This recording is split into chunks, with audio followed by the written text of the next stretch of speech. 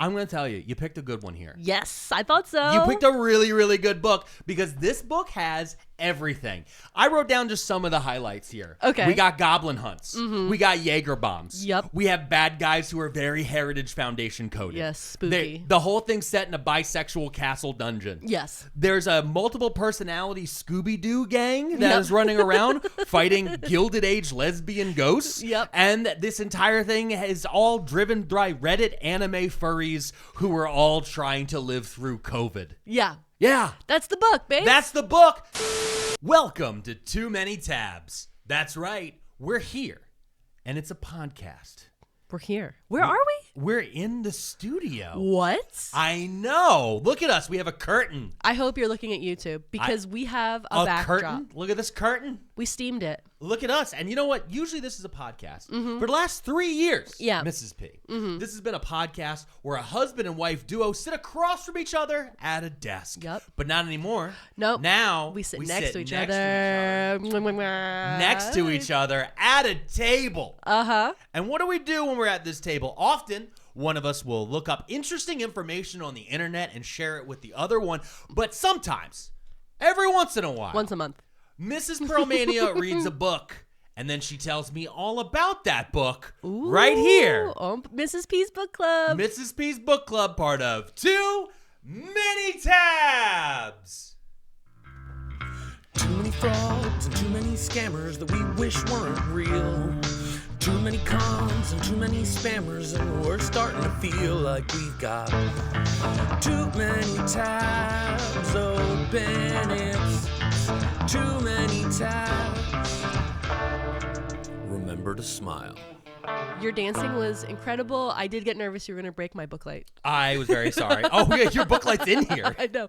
This is my favorite book light. If I was ever to do an Amazon link, it'd be to that book light. Maybe this specific book light. Because look at it. It's so slim. And when you pull out the butt, that's where the USB is. Boom. Oh, and then you my can charge God. it right there on a It's so USB-C. good. Oh, my God. It's so slim and light. If we weren't all in the middle of 60,000 boycotts because people like Jeff Bezos are destroying our democracy. Well, now the new one's the Ben & Jerry's one. Unilever. Yeah, Unilever. Unilever and Ben & Jerry's.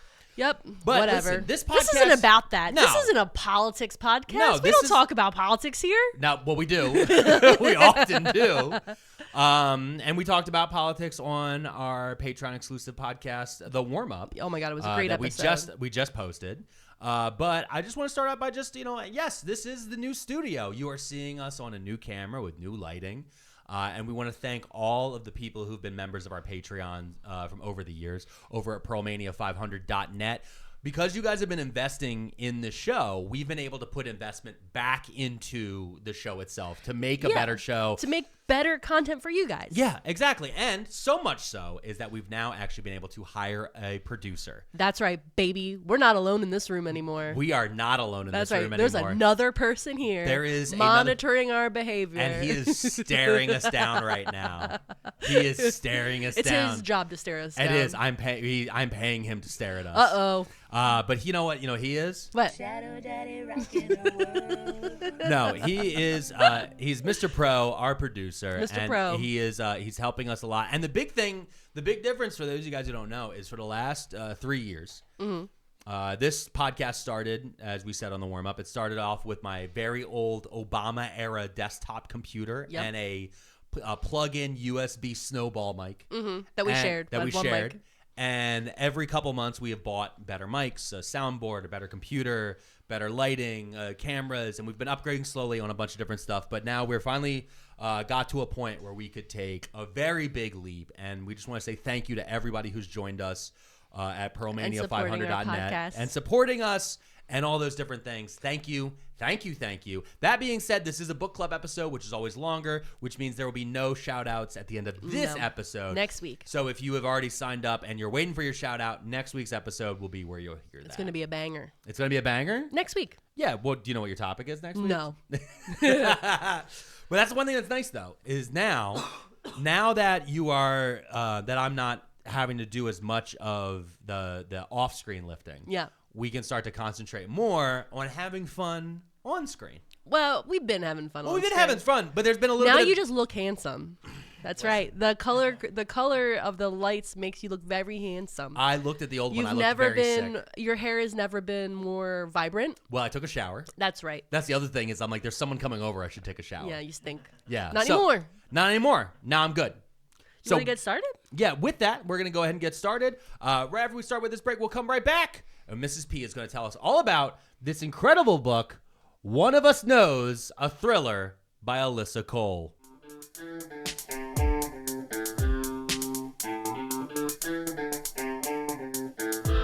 And we're back. Are you ready? I am You ready. ready to dive into some literature? Literature today. So you're going to tell me all about One of Us Knows, Yeah, a thriller. A thriller, not a Ookie Spookies. Okay, It which had a little touch of Ookie Spookies, but not too much. Well, I'm excited that it's not ghosts. Yeah. A little break. I needed a There little are break ghosts from in all this the book. heart. There are ghosts. There are ghosts in this. Yeah, but it's not like an Ookie Spooky. It's different. Okay. So let's get started. Okay. First, I want to tell you at the front of this book, in the book itself was a content warning. Okay. So I wanted to honor the book and read the content warning. Okay. It says, content warning, physical violence, references to self-harm, misogyny, ableism, racism, and sexual assault. Okay.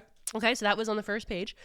Then, as we open the book, the chapter opens with what's called the Group Think Collaborative Journal. And I said, what the hell is that? What it is a list of personalities. So I'm going to read to you the personalities. And I Okay. actually printed you out the list. You did. I have. Because you might need it as Yeah. we go through this story. So there's Della. Her role is a manager, caretaker. She's 65 years old. She goes by she, her pronouns, and she is currently active. Okay. There's Solomon. His role is assistant manager. He is 30 years old. He, him pronouns, active. Empress is a teenager. She's about 16 years old. She, they, active. There's Mesmer, a caretaker, 20 years old. She, her. There's Kiki. She's 4 years old. She, her. There's Ken. That is Kenitria. She is the host, 37 years old, currently inactive. Lurk, chill dude, age unknown. He, him, inactive. And then there's Rapunzel, who's listed as trauma holder, ? Age unknown, gender unknown. Okay. So this is the opening of the book. That's just all it tells. It just tells you that right from the get-go. Exactly. We open, we learn these names and these what their roles are, and now I'm going to explain to you why. Okay, because this just feels like a cast. It is a cast, actually. Okay. So this book opens, and we're listening to Kiki's voice. Again, she's the 4-year-old. Okay. And Kiki is telling us that she's a very good and smart girl, and that she's 4 years old, and she's always going to be 4 years old. But that's cool because other adults are boring. And she explains that she lives in a castle inside of her mind with all of her headmates, like Solomon and Della. And the castle is a special place in her inner world. Her doctor had told her about it years ago, Dr. Reese, that she is special because they all have what's called dissociative identity disorder. Multiple personalities. These are the multiple personalities. Got it. So this is a cast list is also the multiple personalities. Yeah, of this is the everybody. cast list of the Mind Palace. Which is why the genders are actually important. Yes, exactly. Like actually well, having the pronouns. lots of genders are important. No. I'm saying having it listed in here. Yeah. Where people who like scream out pronouns and shit like that. Yeah. It is important that you understand because the person you're looking at is going to have one physical body, but each of these personalities has a different gender. Exactly. And then I always think about that with pronouns because my name's Alex, and there's people who I've talked to. I remember when I was working at this one business, and I'd be emailing clients, and I hadn't talked to them on the phone, and I was like, yeah, I would just sign it Alex Perlman. Yeah. My email said Alex Perlman. And some of them thought I would be a woman. And so when I finally talked to them on the phone, I'd be like, hi, this is Alex. And they'd be like, hi, this is Alex. They're like, I pictured like a cute 20-year-old girl. I'm like, no. I'm the 29-year-old man. The grumpiest 30-year-old you ever met. I listen to Bachman Turner Overdrive every day on the way to work. Yeah. That's what I do. So in the castle, the Mind Palace, Solomon lives across the hall from Kiki, and his room is full of old furniture and books. Della lives in a room down the hall. She has a big stained glass window with black Jesus on it, and she prays for us so that we don't go to hell. This is still Kiki explaining what everybody's rooms look like. Lurk lives under the stairs, and his room is super messy. Empress shares a room with Kiki because she's not brave enough to sleep alone. Mesmer's room is full of crystals. She's always meditating because she's trying to reach enlightenment. And Kiki doesn't know where Ken's room is because she went to sleep before she could find out. But it would probably be dark and full of knives. So Love that. So you're Ken. Well, that's a dark room full of knives. That's like most of your personality. Yeah, that's true. You're not wrong. Yeah. They unlock the door in our castle for the tower, and Rapunzel is in there. And sometimes Rapunzel screams like they're scared, but we don't know anything about Rapunzel. Like I said, she just screams every once in a while up in the tower. So that's cool. Kiki wishes she could let them out, but she knows she's not allowed to. We also find out that Kiki has an imaginary friend, but everyone's like, that's a figment of your imagination. That's what an imaginary friend is. Wait, so one of the multiple personalities that lives in there has their own imaginary friend, and the other multiple personalities say that's an imaginary friend. It's not real? Yes. Okay. That's very funny. Like, that's a very interesting. And this is all inside of a mind palace. Yeah. Technically, the person who is the body, I believe, is Kenitria. Okay, so I think Kenitria is the base, and that's Ken. Okay. Kenny, who disappeared. So we don't know where Ken is. Everybody else is running the show. This is very funny because now we already recorded an episode of Vibing with the Food Idiot that's going to come out next week on the Patreon. And in it, we talked about cooking some stuff. And I said, all right, now let me picture this in your mind palace. And you started laughing. Giggling. Yeah. I said, now I know why. This is going to come back. Yeah. You're like, you'll understand tomorrow why this is funny. And I'm like, oh, what? And then here we are. So the book is literally opening up inside of an imagination. Yeah. Of someone with DID. Yeah. And we're meeting all their personalities. And the 4-year-old is explaining it to us. So chapter 1, we come to. So like it's like, think of like when you wake up from a blackout drunk. We come to, and we are Ken. And we're the missing Ken. We're awake, and she is hosting this body, and she's like, what the fuck? Where am I? How did I get here? Why the fuck am I here? When did I get here? Right? So she just wakes up in this body, and she's like, I don't understand. Where am I? And she's standing on a dock. The windy seawater's blowing in her face. She doesn't know how she got there, how long she's been there, or why she's there, and she's fucking pissed.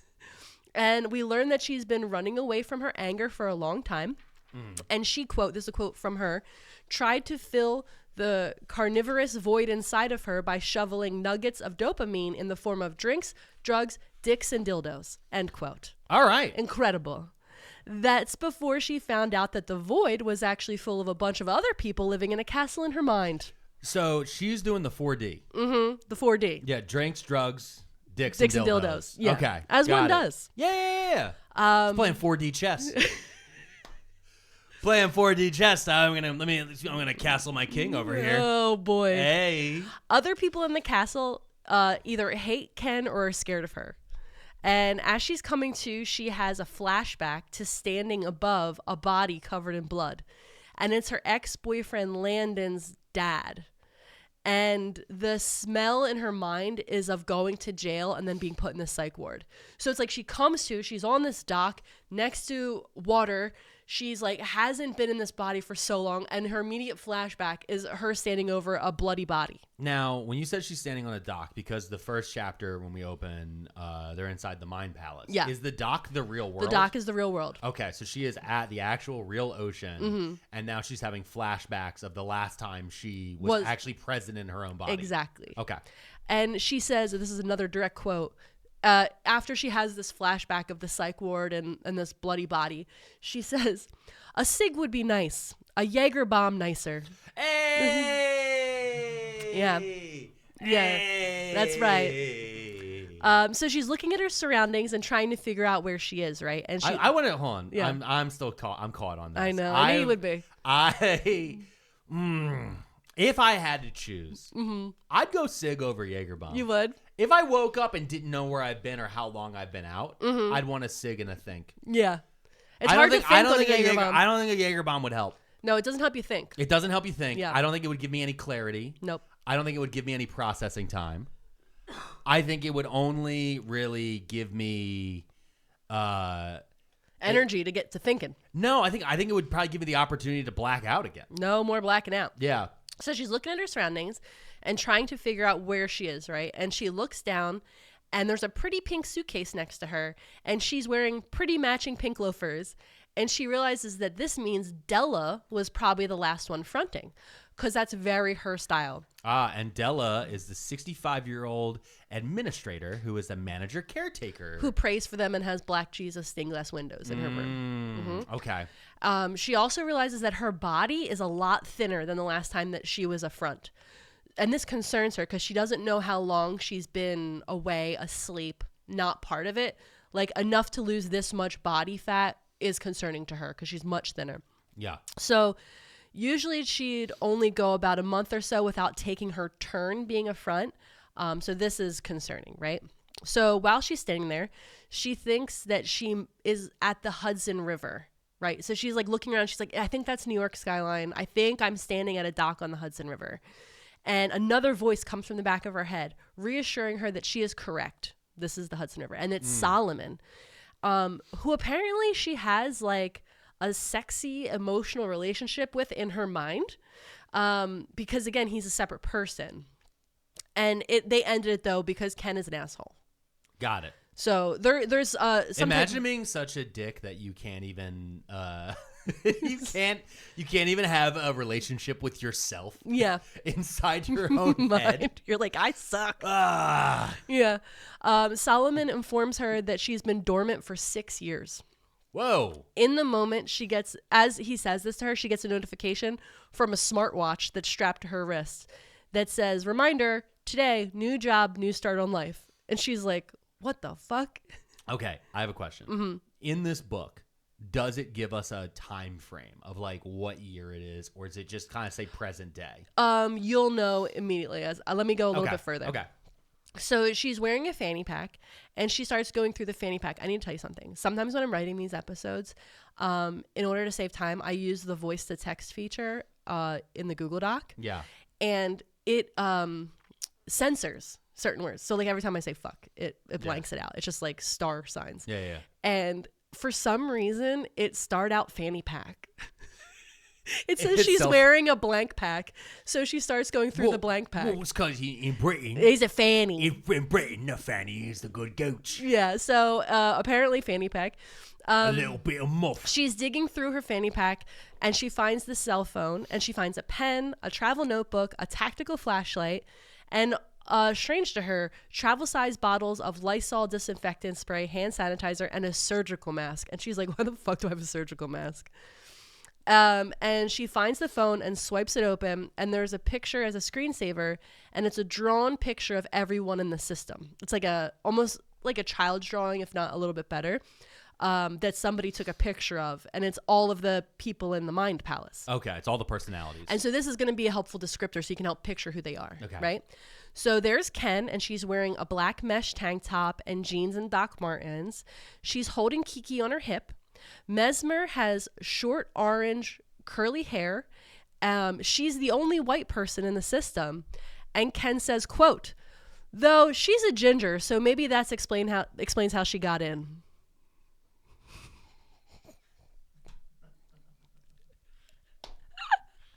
Because she's Mark and we're rocking with Mark. We're rocking with Mark because Mark's rocking with us. Yeah. Okay. Lurk wears an oversized gray hoodie and baggy jeans. Okay. No one knows what he looks like because his hood is always covering his face. Empress is short and mid-sized, wearing a t-shirt with Hulk on it, denim shorts, and high top Reeboks. And she has cornrowed teal hair that complements her very dark skin. Now, Della... this is a quote from the book because I don't feel it's appropriate for me to say this. Della is described as high yellow and bird framed and dressed for Easter service. Okay. And Solomon has an immaculate wave pattern in his hair. He's wearing a tailored white button-up shirt, dark denim jeans, and small round glasses perched on his nose. Okay. So now we have an idea of what everybody looks like. They're all very different. Yeah. A little all over the place. It's actually funny because I didn't, when you were first, like when we're going down this list of names, I was thinking of it more of like cyberpunk when looking at these names of just like, I don't know when this is set. And this is kind of like, you know, the different names, Solomon, Empress, Mesmer, Kiki. And like looking at it now, and like her name is Ken Kenitria. Yeah. And like looking at it, I'm like, oh yeah, these are black names. Yes. But it just didn't dawn on me. And it was just one of those until you started describing each individual personality. I'm like, oh, this is we're living inside the head of a black woman with multiple personality disorder. Yes. And I'm like, oh, oh, that's okay. But when I was first reading it, I just was like, I bet she has purple hair. One of them does. I know, no. One of the personalities has purple hair. I know, no. But I was picturing more of cyberpunk. Yeah. That sort of like, or like hacker type of thing. Yes. And it's like racially ambiguous.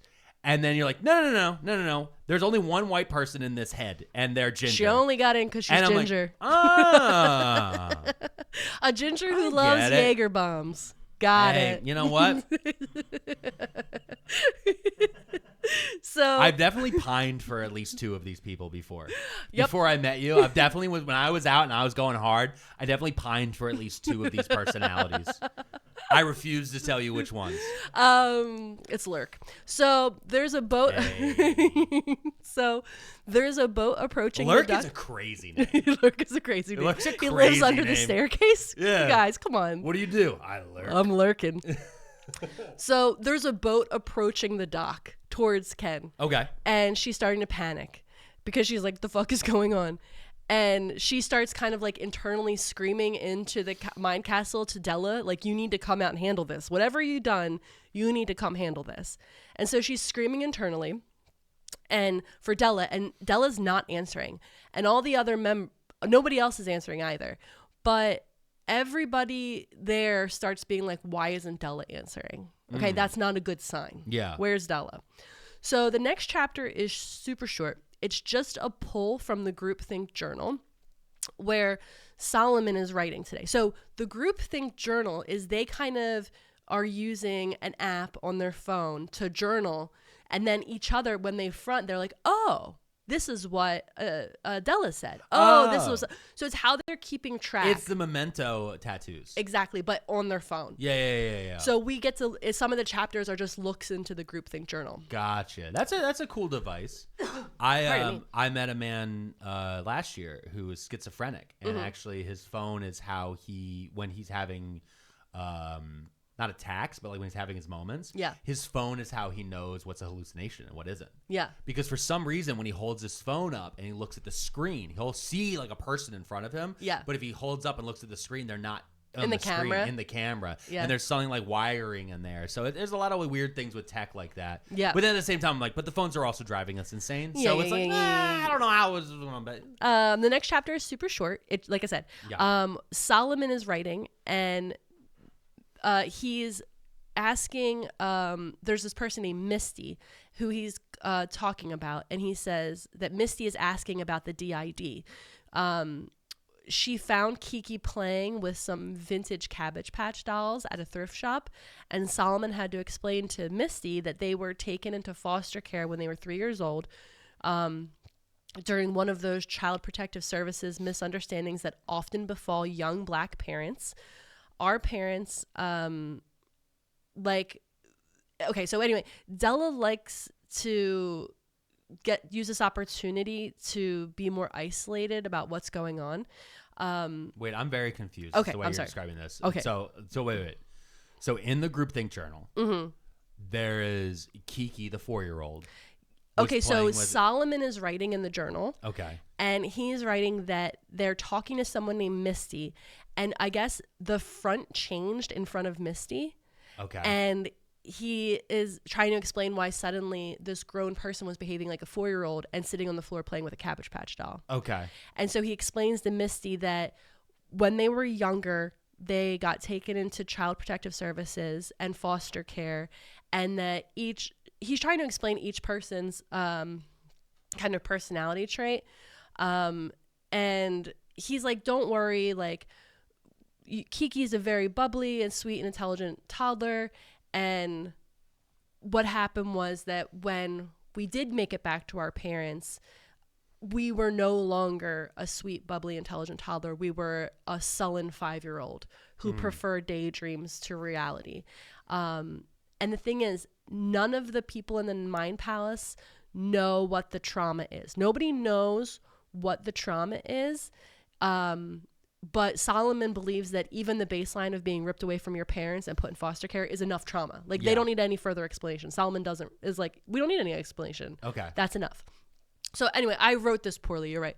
But let's take a break. Okay. Because I feel like we have to digest a lot of information. Yeah, there's a lot there that just happened, and we're taking it all in. Yeah. And so this is part of One of Us Knows, a thriller by Alyssa Cole, and I feel like the thriller part's coming up soon. Oh, I'm already thrilled. I mean, I'm already thrilled, but I just feel like we're learning a lot about Ken and the personalities. Ken just woke up on a dock and there's a boat heading towards her. Yeah. I think we're building. But we'll be right back right after this. 2025 is already off to a busy start. You don't have time to worry about your nutrition. You need Factor. Factor makes mealtime simple with fresh and fully prepared meals that you just heat and eat. Whether you want to pop them in the microwave for 2 minutes or heat them up in a skillet, you're saving tons of time and fueling your body for whatever the day has in store. And guys, as a parent of a very young child, me and Mrs. P are having so much fun saving time with Factor. And actually, now that the kid's getting a little bit bigger,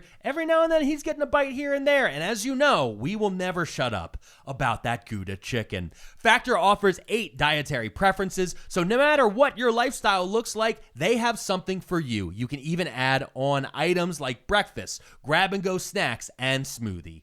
Eat smart with Factor. Get started at factormeals.com/factorpodcast and use code FACTORPODCAST to get 50% off your first box plus free shipping. That's code FACTORPODCAST at factormeals.com/factorpodcast to get 50% off plus free shipping on your first box, or just check those show notes down below.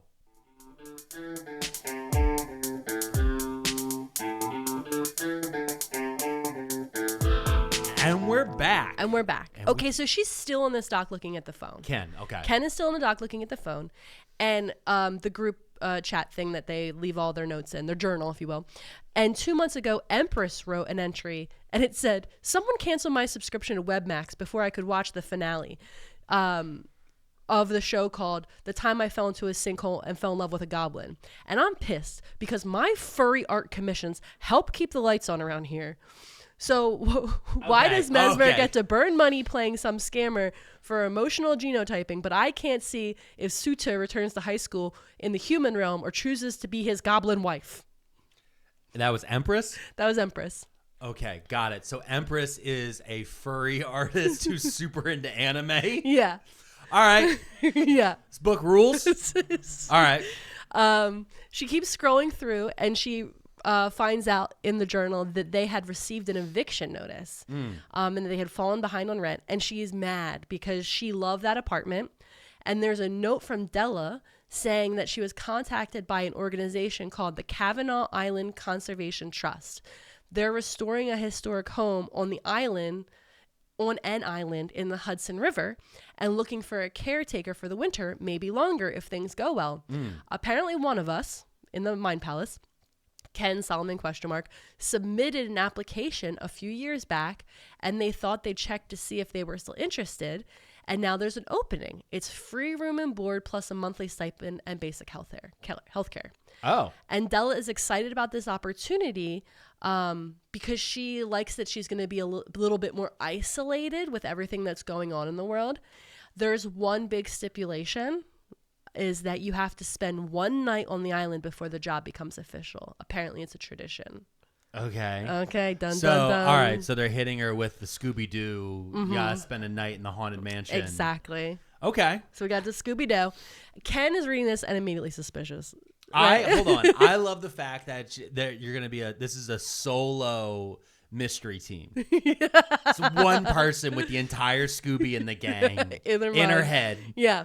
Gonna walk around and go fight ghosts. And I would have gotten away with it too if it wasn't for that person with dissociative identity disorder who could see things through the eyes of a child.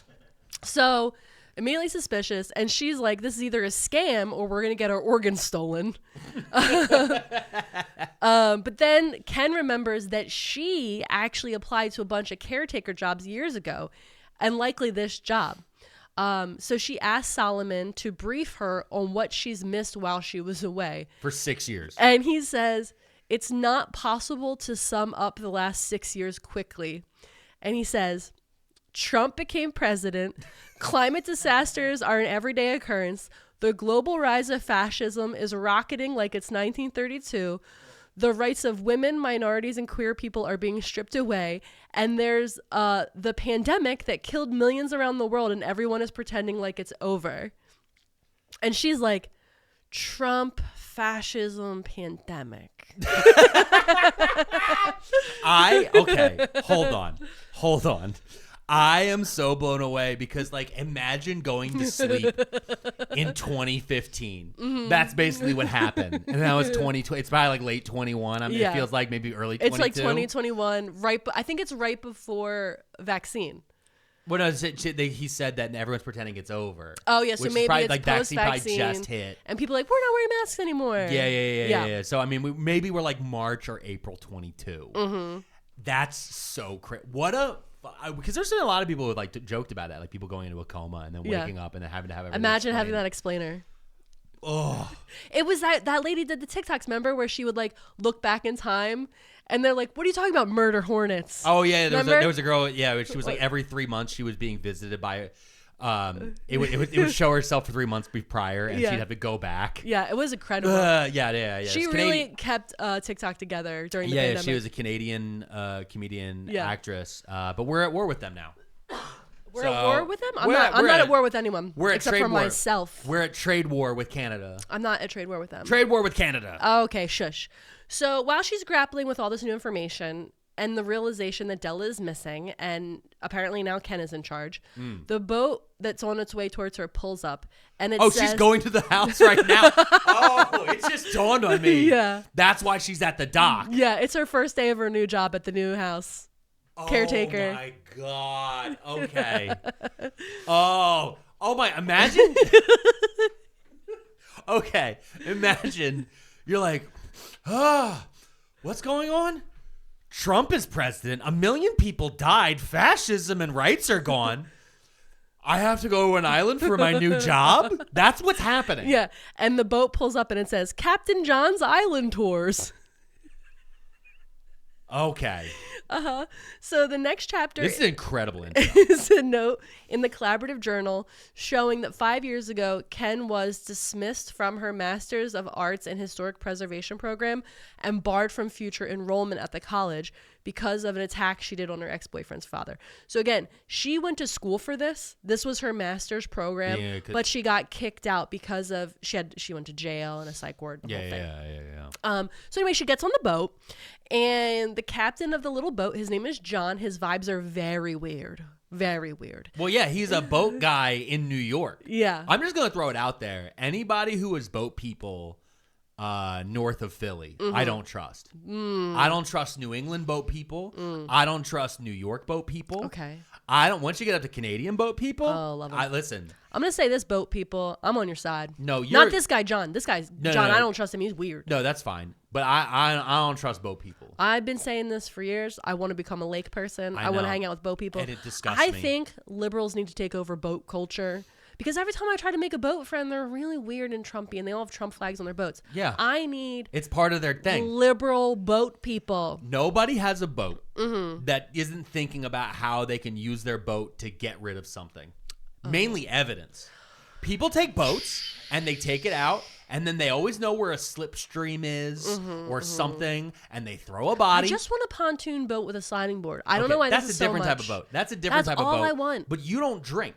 Yeah. Pontoon boats are for drinking. I went on a pontoon boat for a whole day. I didn't have any drinks. No, exactly. Well, you went on it for a day. I think I had a Capri Sun. You went on a pontoon boat for a day. And my life changed. But you don't want to go on a pontoon boat every weekend. Because I don't have a pontoon boat friend. Anyway, so the captain of this little boat, his name is John, vibes are bad. They start heading over to the island. The water's really rough. It's windy, choppy. The weather sucks. He tells her there's a storm coming. And see, that's creepy boat people shit. That's really creepy boat people shit. That's creepy boat people shit. This is creepy boat captain. Creepy boat captain is different than boat people. Okay, that's true. I'll give you that. Creepy boat captain, they're going, there's a storm coming. There's a storm a-brewing. There's a storm a-brewing here. And then he implies pretty overtly that he doesn't think she's the type of person that would take this job. In a pretty rude way. Yeah. And we're gonna read some racism into that. Yeah. So we learned some more old lore about the island from John, about how they used to host goblin hunts there. And when they finally make it to the island... That feels anti-Semitic. I'm going to throw that out there. I'm just going to throw that out there. They hunt the goblins. Yeah, we're hunting the goblins. And they finally make it... In the Hudson River. The island in the Hudson River. That's what I'm saying. We're in the Hudson River. So we finally make it to the island where there's a big mansion. And it's not a mansion. It's a fucking castle. It's a real castle. Oh. Okay? It's a big castle, and she's going to be the caretaker for it. But the thing is, as she bears witness and she sees this castle, while she's on the boat putting towards it, this castle is an exact replica of the castle in her mind palace. It's the same fucking castle that's in her mind where everybody lives. And she's never seen this castle before. So when she sees it, she can't even breathe. She's like, what the fuck is going on? Yeah. Next chapter is another note from the collaborative journal. Okay. And this one's from Empress. And she's posting about how this system that they all talk to and how they communicate with each other.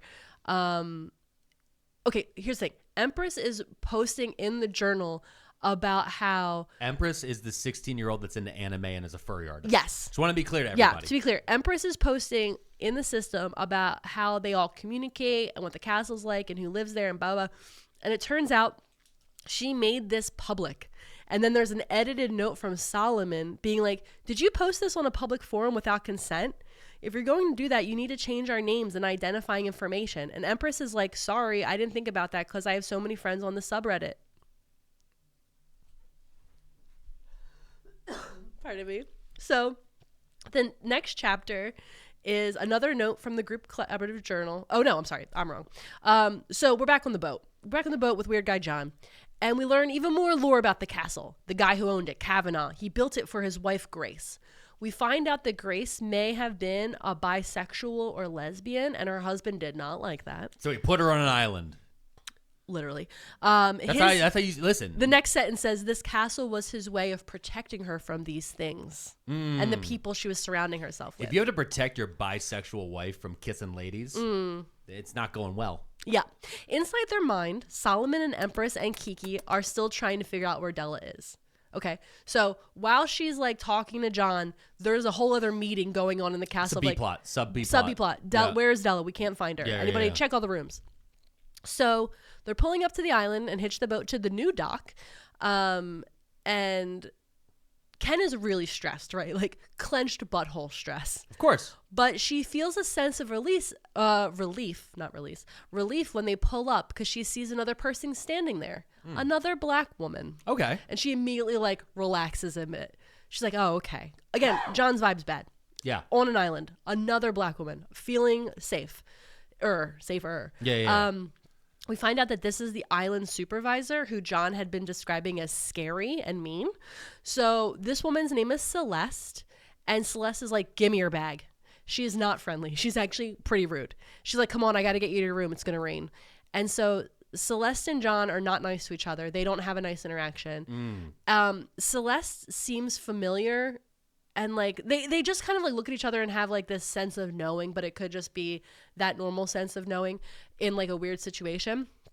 And as there's a lot of dialogue as they're getting up to the castle, to the room, the caretaker's quarters, where Celeste is taking them. And we find out that Celeste has a criminal background and that she was part of a program to help people get jobs. And they have to climb a lot of stairs to get up to the castle. And Ken is basically wheezing at the halfway point because she's so out of shape. Again, because her body is so different than what it used to be. Yeah. Also, Ken is flirting with Celeste a lot. She's trying very hard to flirt with her, and Celeste is not having it. And it's very funny the way it's written. It's like Celeste is just like shooting her down every time. Yeah. So Ken is being trapped in a bisexual castle, and while being led into it, is like, what's a bisexual castle? What's going on? You want to try some 4D? And she's like, no. Here's your fucking bag. I'm leaving. You're not my job. It reminds me very much of, it reminds me of the HR lady from Matlock. Because we finally started watching Matlock. We did start watching Matlock. It's the new Matlock. Yeah, the new Matlock. The HR lady. It's incredible. It's actually, it's pretty good. Don't like the kid, but the rest of it's good. Yeah. But I just like, that's how I feel. Like, I don't know how old Celeste is. Celeste feels like an older name. Yeah, but Celeste is also like, as she's asking questions like, oh, when am I going to meet the boss? And like, where do I get my keys? And Celeste's just like, I don't know. It's not my job. I'm not HR. Yeah, good. Yeah. I'm like, oh, incredible. My job is to sign you in. Yeah, I do this job over here. Yeah. I don't do your job. Yeah, I love Don't that. ask me any questions. Yeah. No follow-ups. So she's in this little apartment off the side of the castle, and Celeste is basically like, this is your room. Don't ask me any questions. I'm not HR. I'm leaving. Goodbye. She says, don't go into the castle. You don't want to slip and fall. There's no lights right now. There's a big storm coming. Just stay in your fucking room until tomorrow, right? Mm-hmm. And immediately, as soon as Celeste leaves, which is immediately, like literally Ken turns around and is like, hey, where's the, I don't know, blankets? And she turns around, Celeste isn't there. She's fucking left. But also, it's like you have this person you're putting into a cat. Like at the minimum, it's like, where are the snacks? Yeah. Is there a vending machine? No snacks. Are there sodas? I believe in the story, I don't know if I wrote it down, but literally all she has is like cup of noodles. It's a bummer. I know. That's what I'm saying is like there has to be a kitchen. Yeah. Or at least like. There's a kitchen. It's not well stocked. Can I tell you when I was doing all that traveling last year, whenever I get to the hotel, I was always like make sure I had like 2 granola bars. Yeah. And then even if I didn't eat it, I still always like bought a little bag of chips from a vending machine. Yeah. Because I was like, I'm going to be a little peckish. But also the bag of snacks I sent you with. I know. Well, there's a bag of snacks you sent me with. But also like I need to have. Which I do want to point out that all the influencers that you met know you as the bag of snacks guy. I'm snack dad. Because whenever they would all go to the parties or be drunk, he'd pull out this huge Ziploc bag of snacks that I sent him with. Because I was like, don't spend money at the fucking hotels on snacks. No, because hotel snacks, like a bag of chips is like $6. Yeah, I'm like Cliff Bars, cheesy crackers, blah, blah. I'm filling it up, candy, the whole thing. And then you would just show up and they're all drunk and you're like, anybody need a snack? Yeah, chicken maple sticks. Yeah. I had all those are big hit. Big popular. Fig Newtons. Oh, I love a Fig. Bam, Fig Newton sleeve. Bam, Fig Newton sleeve. They're just like Pearlmania 500, the man who yells on the internet and seems the angriest. And is just giving out cookies to everybody. I remember the one was I did some conference. And it was everyone. I was the oldest person there. Yeah. I was the oldest person there. And I was surrounded by these like 20-something-year-old girls and like a couple of guys in their 20s. And they're all like hot. They're all like hot people and they're all hammered. And at one point, they're like, we should go up to one of the rooms and blah, blah. And I was like, no. We're all going to stay in the lobby. We're all going to stay here in the lobby in public on the cameras. And we're all going to eat this big bag of snacks. Dad energy for sure. And I'll never forget, like, one of the guys was just like, yeah, you. And I was like, I don't give a shit. I don't give a shit. Everybody here is hammered. We're going to have a nice night. And tomorrow, they're all going to be so nice. And then you can text each other. And maybe you can go fuck up one sometime when I'm not here. You're not fucking up in front of me, kid. Nope. Have some Fig Newtons. Absorb some of that Jaeger. Yeah. So they didn't have Jaeger. Children don't drink Jaeger. That's the problem. That's the problem. That's why our they're busy vaping. No, they're not vaping as much anymore. That's good. I don't want them to vape. I know. So Ken immediately decides to explore the castle. Of course. There's like a side door from the caretaker's room to go. So immediately she does what she's not supposed to do. Yeah, of course. I mean, I would too. Like, duh. She's walking through. At the minimum, you're gonna walk the perimeter. At the minimum, like it doesn't even matter what. When I go to a hotel, I still walk the hotel. I'm like, wait, what do we have? Is the restaurant open? What we got over here? Where do I get coffee in the morning? Exactly. I need to know these things. I want to just know, is there a pool? Yeah, is there a pool? A workout center? Like when they tell you and point at stuff, I've never once gone to stay at a place and gone just straight to the room and close the door. No. That feels insane to me. No, I need to. Because you don't know where they cooking. I need to find the amenities. I need to make sure they're not cooking meth. Well, I don't care if they do that, as long as it's an amenity. Is the meth person going to park my car for me? Thank you so much. I just want to make sure it doesn't explode. Right, that's and I don't want it to be in the taps. What if there's meth in the tap water? We're getting stuff done then. We're going to write some good episodes. That's true. So she's walking in the dark, mysterious, scary castle, and she sees an apparition of a woman in a white dress coming through the curtain. So it's like the curtain blows in the wind, and then like a body forms through the curtain, right? And at first she's like, is it just wind? But then it like takes a human form in a white dress. And then a huge gust of wind comes blowing through the window, like to the point it almost knocks her over. And she goes running back into her room and closes the door. But the wind is just pounding on the fucking door, like shaking the door off its like hinges? Oh, it's hinges, yeah. So that stops eventually. And she settles back into the room and starts to unpack her bag. And when she opens it, there's a bunch of like pregnancy tests on top. And she's like, whoa, Della, didn't know we didn't know we were doing that. But then Solomon in the back of her mind is like, those are COVID tests. That is so funny. That is so funny. That's so funny because that is literally what.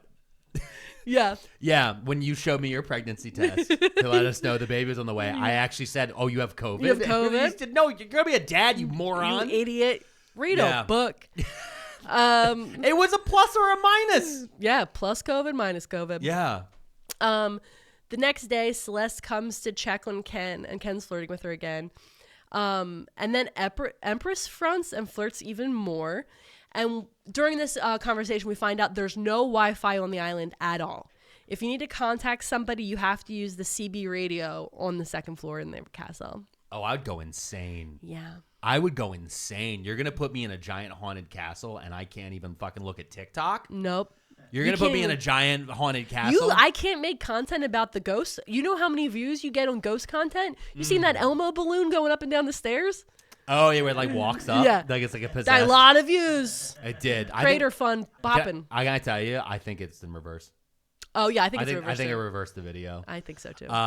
But yeah, no, in general. But I mean, like, not even that. It's just like, I'd be so bored. I know. I'd be so bored. You would be in your mind palace panicking. This is also before Balatro, so it's like she doesn't even have Balatro on her phone. Oh, people could just play cards. She could just have cards in front of her. No, and play cards. I need a little angry joker to keep the score for me and insult me while I play.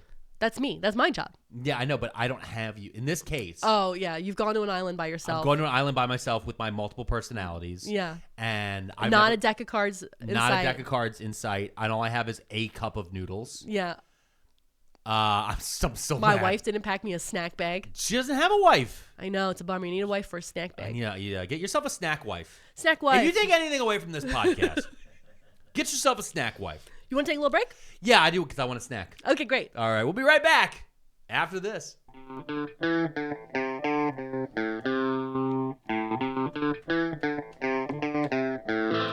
And we're back. We're back. I am still so blown away by just everything happening here, especially with the anime loving furry artist. Yeah.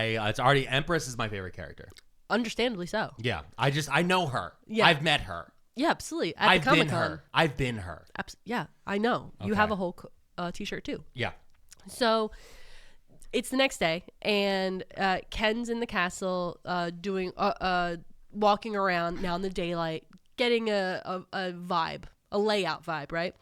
And she feels drawn to this one weird door, and as she gets closer, we find out that it's the door to the tower of the castle.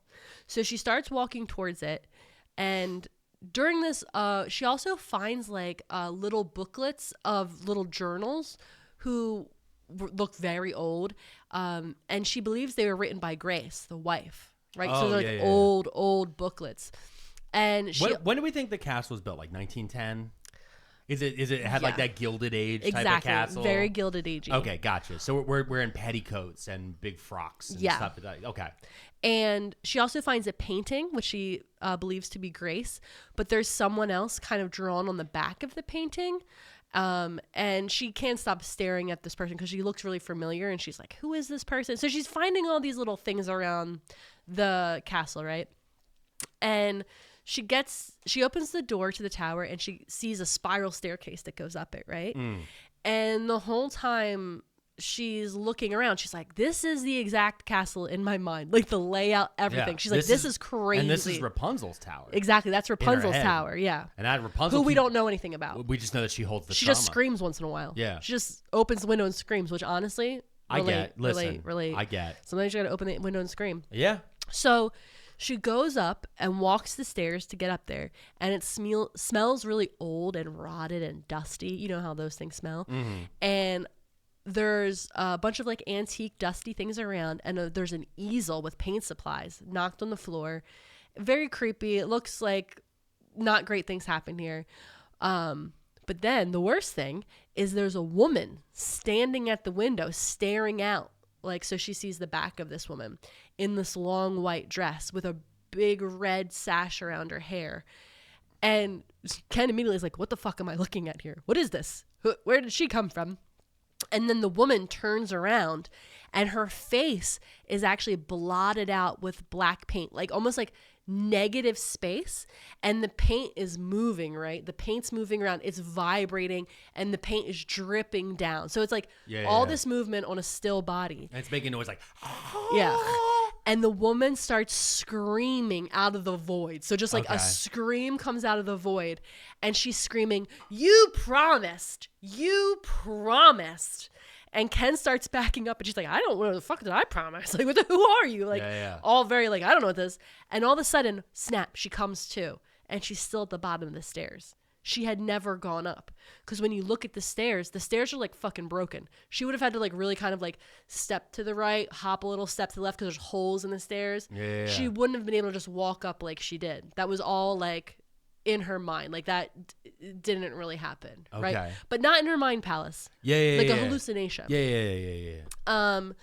So that's not great. That's not great. She ends up leaving that area, right? She's like, I gotta go. And as she's walking away, she's having this internal dialogue about what promise? Why is this woman yelling me a promise? And then she starts asking Solomon, like, did you see that? And none of them had seen it. They're like, what are you talking about, Ken? Nobody else had that hallucination. You know it's got to be bad when your multiple personalities are like, you're fucking crazy. Like, getting gaslit by your personalities is crazy. Yeah. All right. So as she's walking again through the castle, there's a door that's like kind of like the front door to the castle area, and a doorknob just starts going crazy, like somebody's trying to open it from the outside. Yeah. And she's like, the fuck? Because again, she's just seen a ghost, and nobody believes her, and she's spooked, literally. And then this doorknob starts going, and the door's shaking, and all of a sudden the door swings open. And she hears someone say to her, Ken, is that you?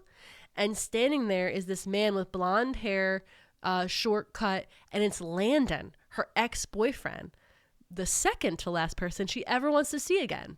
And he looks like he's just seen a ghost. And he's like, is that you? And then he says, but which you is it? Because he knows. He knows. Yeah. Who is it? Who am I talking to? Yeah. So the next chapter is another note from Groupthink Journal.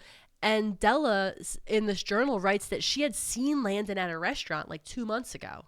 And she didn't say anything. She just like looked at him, and then they made eye contact, and she just ran away. Because she's like, I fucking hate that guy. Because the other thing is that Ken dated Landon. Della didn't date Landon. Solomon didn't date Landon. Yeah. So they all like, they fucking hate this guy. Right? So Della saw him and was like, oh, get the fuck out of here. I hate that guy. Yeah. So the last time Ken had seen Landon, he was bailing her out of jail after she attacked his father. Right? So this is the last time she saw him. And she, in the real moment, she answers him and is like, yeah, it's me. What are you doing here? And he's like, are you kidding me? You're asking me what I'm doing here when you're trespassing on private property? And she's like, I'm not trespassing. I work here. I'm the caretaker. And he's like, they wouldn't. And she's like, what do you mean they wouldn't? And he's like, why are you here? And she's like, why are you here? I work here. So they're having this like back and forth, right? And he's like, I'm a member of the trust and I do the hiring. I read your resume when it came in. I laughed and threw it away. I didn't hire you. Right? Oh. So they have like this bitchy little exchange. And he calls her old at a certain point, like, because they're not just arguing about the job anymore. They're arguing about their past relationship. Yeah. And he's like, anyway, you're old now. And she's like, you're 8 years older than me. And he's like, yeah, but I'm a man. My value increases while yours goes down. Oh, Jesus. Yeah. So she's 37. Yeah. Meaning he's 45. Mm-hmm. Okay. His value goes up. I think we know. But also you said that she beat up his dad like 7 years ago. Mm-hmm. Meaning he was in his late 30s bailing his 30-year-old girlfriend out of jail for beating the shit out of his dad. And his dad is probably like 80. Yeah. So, you know, I agree with the personalities. Landon's a piece of shit. Landon sucks. But also I've met like dudes like that who are like part of a land trust who like have to like they're on the board. Yeah. And they have these stupid little titles for themselves, and it's all just a way for them to be able to extract like 10 grand out of this fucking property every year. Yes. All right. So Celeste is back, and she sees Landon, and she's like, "What's up, intern?" Really? Yeah. She like has no respect for him. Good. He's like puffed up like a peacock because Ken's there, and Celeste's like, "Whatever." I love that you did clarify he's like 45 years old, because like in my head, I keep picturing like, first thing, the name Landon sucks. Yeah. But second thing, and you're like blonde. I keep picturing like a blonde moppy hair artist type.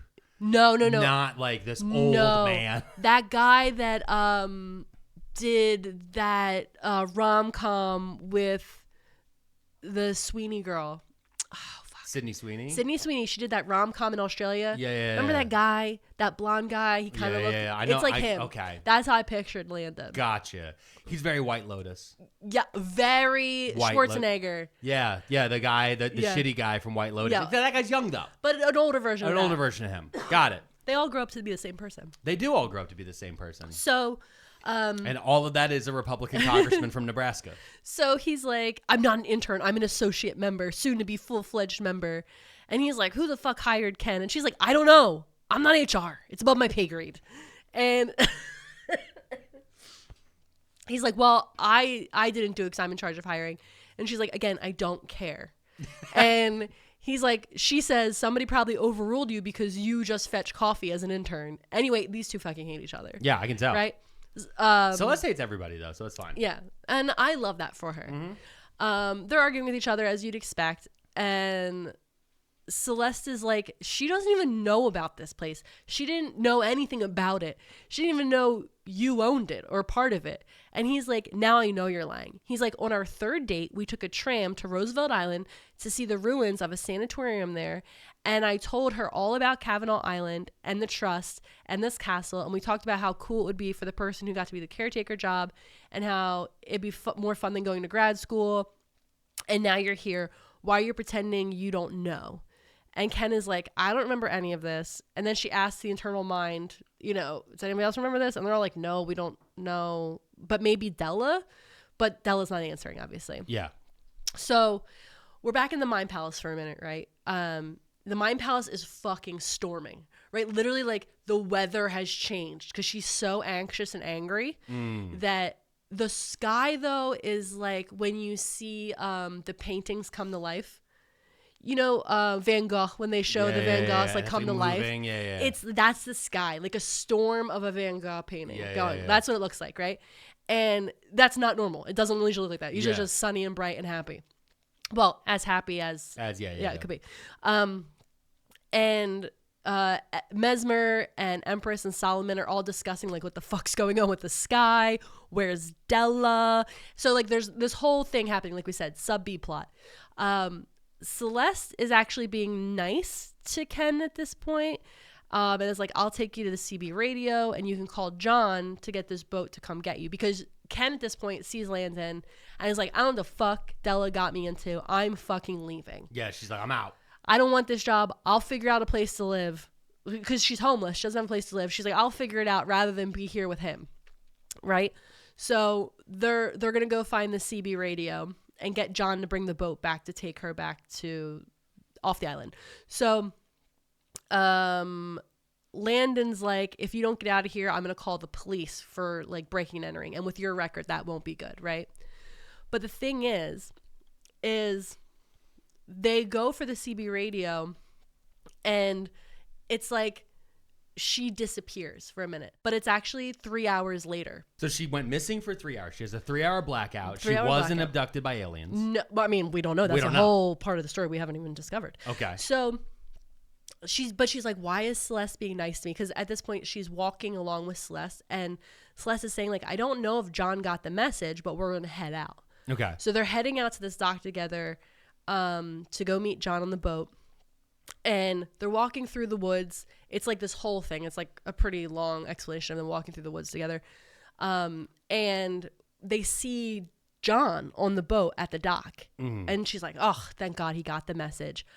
But if Landon was the second person she never wanted to see again, getting off the boat is the one person she never wanted to see again, which is Landon's father. Is on the boat getting off the dock. The man she beat the shit out of all those Yeah, years the man ago. she attacked in an unprovoked fit of rage, which ruined her life and sent her into the system. So she is like now in a full panic. But the thing is, he's not surprised to see her. He actually waves at her like they're old friends. And she looks at Celeste and is like, what is Winslow Pearson doing here? And she's like, he's the head of the trust for the Kavanaugh Island Conservation. Like, he's the one that hired you. He's your boss. So, again, Ken is in complete shock. So Pearson gets off the boat and his gaze is like right at her. And he's got like that fucking smile, you know, the one like through his teeth, like just a fucking asshole who knows he's got you cornered. The nice guy asshole smile. Yeah, so I know the smile. Suddenly she remembers some things about when she attacked him. So like she just like remembers the feeling she had when she attacked him, but she doesn't remember why. And she gets this sudden surge of adrenaline-fueled rage and wants to hit him again because fuck this smile on his face. When she sees this guy, though, she panics and disappears into the system. It's like she gets so angry that she kind of sucks back in. Yeah. And now Empress is fronting. Oh, no. Yeah, Empress, our teenager. That's the last person you want. Nope, teenager in front, baby. I would want either Solomon or Adela. Nope. Della's missing. I know, but I'm saying is I would want, from what I know from the personalities, I would want we got one of them. Empress. And Mesmer is in the background trying to help Empress to keep her calm, right? Because she's the yoga calm lady. And so they're standing there and they're watching them. When you have a ginger keeping you calm, that's not good. That's not good. It's not good. That's not good. They're a grumpy bunch. Yeah. So obviously, like, her entire posture changes. Like, she becomes like she's in her body in a different way. And because of that, Celeste is like, the fuck, what is happening? Like, you seem so different. And Empress, being Empress doesn't like keep any secrets, right? So she just explains to her about the DID, personality disorder. So she's just like, yeah, this is it, and blah blah. And Celeste is very nice to Empress. Like, immediately Celeste is like, okay, let's see what's going on. Like, okay. Yeah, she's been around enough. Yeah. So you crazy. Yeah.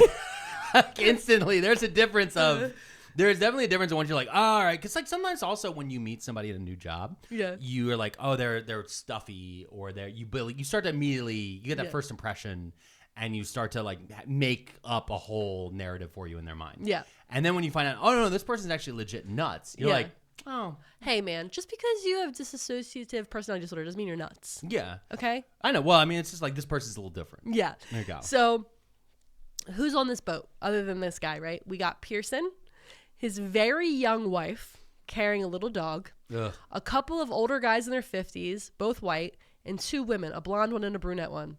And overall, the vibe is bad.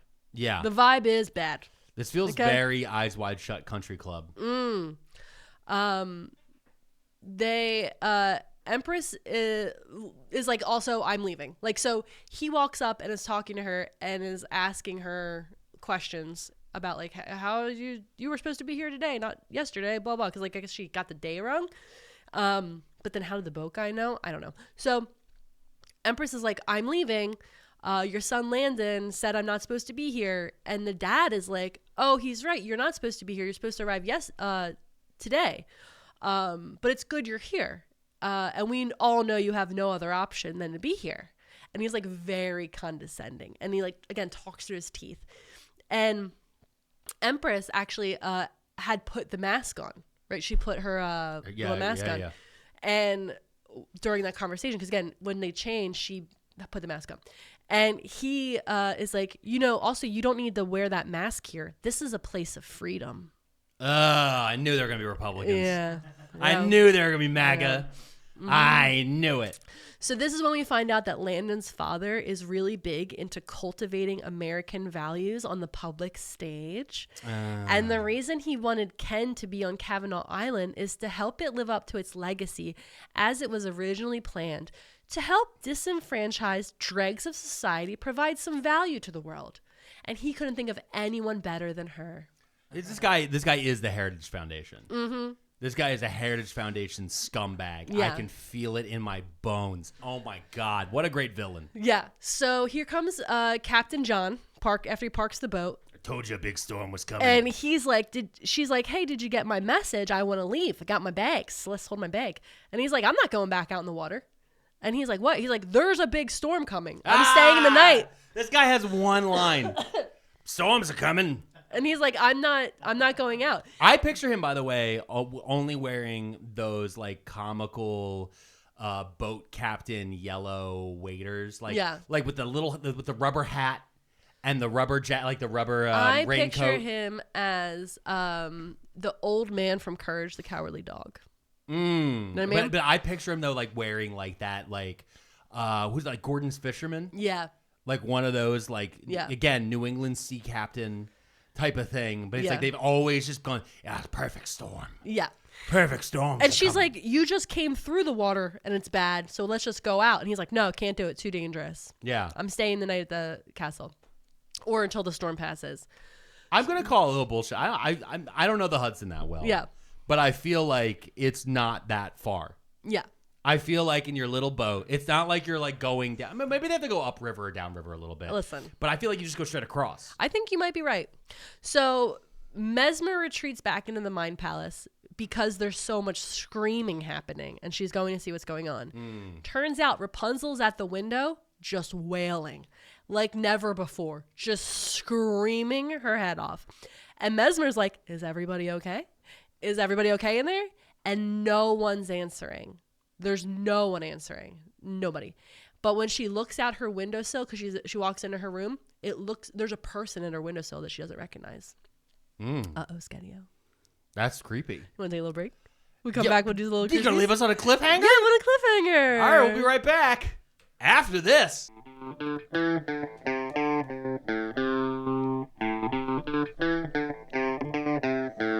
So in the Mind Palace, Rapunzel is screaming. There's an intruder at a windowsill. Inside of the brain. Intruder. Yeah. Also, but let's get back in the body. Yeah. Solomon's fronting. And he comes to in the body. And he's like, where am I? And he's like, I'm in a kitchen. And he looks around and he looks down at his hands and he's helping prepare food with the two women that were on that boat, the blonde and the brunette. So he's helping prepare food for everybody that just arrived. Okay. And we find out that the two women are sex workers who've been hired and paid a lot of cash for the night to come to the castle. Too much cash. A suspicious amount of cash. This is some eyes wide shut. This is eyes wide shut shit. This is eyes wide shut shit. I can feel it. I can feel it. When an old man who's probably a member of the Heritage Foundation asks you to get on a boat to go to an island in the middle of a river that is a lesbian bisexual castle. Cage for a lesbian bisexual person. But no. Listen. Yeah. It's a castle. It's a lesbian castle. Got it. That was being used. You say no. You say no. Oh no! How much is it? It's $20,000. I might say yes. We've said no to more. We've said no to more. That's very true. And we didn't even have to go anywhere. No. They were like, sit right here and say it to the camera. We're like, we're not saying that. We're not saying that. No. So all of a sudden, someone grabs Solomon's shoulder, and it's Landon. And he's like, Ken, I thought I told you to leave. And Solomon's like, we tried to leave, but your father, the one who hired us, says we have to stay. And so Landon is like, goes to find the dad and like confront him. And the dad's kind of just like very like, don't worry about it, son. We're all going to sit down and have a welcoming lunch. And he's like telling everybody to get to the big table, big dining room table, ostentatious. And Ken's like, okay, I'm going to go eat in the caretaker's quarters. And he's like, no, come sit with us. You need to eat with us. We'll all sit down. And then he's like, I'm going to make a toast kind of thing or like say a prayer. So let's all hold hands. And he gives like a little speech. And it's something along the lines of, we are here to celebrate the legacy of Kavanaugh Island and Grace Castle. Like many things of great value and particular importance in this country, tradition, ethics, morality, it has been eroded by the turmoil and filth of modern times. But we have successfully resurrected it through hard work and sacrifice, a shining beacon in the east like the rising sun. And today, we are almost ready to sit back and admire the glory of what we have back. back into being. We should be proud of the history we have preserved and the future we are creating, one that appreciates and uplifts the American dream, the morals and values of this country, and not our current nightmare. Amen. And everyone at the table says amen except for Celeste and Solomon. Yeah. Yeah. Because what the fuck? Yeah. He said all that about Joe Biden? Oh, no. That was all directed at Joe Biden. Mm-hmm. Except the nightmare that we're currently in. Remember Sleepy Joe? Yeah, he was Remember just sleeping. Remember sleeping? I do remember sleeping. I do remember sleeping too. Oh, I dream of sleeping. Yeah. So the dad looks at Landon. We send German tourists to El Salvador now. So the dad looks at Landon and says, "Isn't it good to be home, son?" What? And Solomon said the same thing. What? And looks at Landon and is like, "Home?" And he's like, "I don't remember what? Like, I don't remember why you would say that, you know?" And the dad, his name is Winslow Pearson. Pearson is like, "Don't you remember that? When we hired you, I explained that Kavanaugh is our family name. My name is Winslow Kavanaugh Pearson, and that's Landon Kavanaugh Pearson. And Simon Kavanaugh was my great grandfather. Surely he told you this while you were dating." And Landon says, "I'm pretty sure I told one of them." And then the whole table laughs, except for Solomon and Celeste, of course. Oh, great. Yeah. Yeah.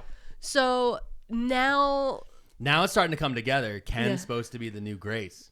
Mm-hmm. They're supposed to keep her there in her bisexual castle prison. Mm-hmm. That's what I'm feeling. Yeah. Am I pretty? You're warmish. I'm warmish. Yeah. I'm barking up a bisexual tree. Whoa. All right.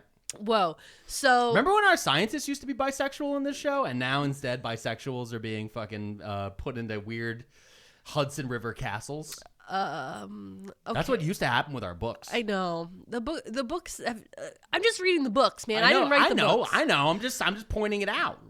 So now the table's having a polite conversation, in quotes. It's not polite. Yeah. At the table, Lily. Now that's Winslow's much younger wife. Her name's Lily. Okay. And through the conversation, this like polite, passive aggressive, bitchy. The one with the dog. Yeah, the one with the dog. This waspy conversation. She basically calls Ken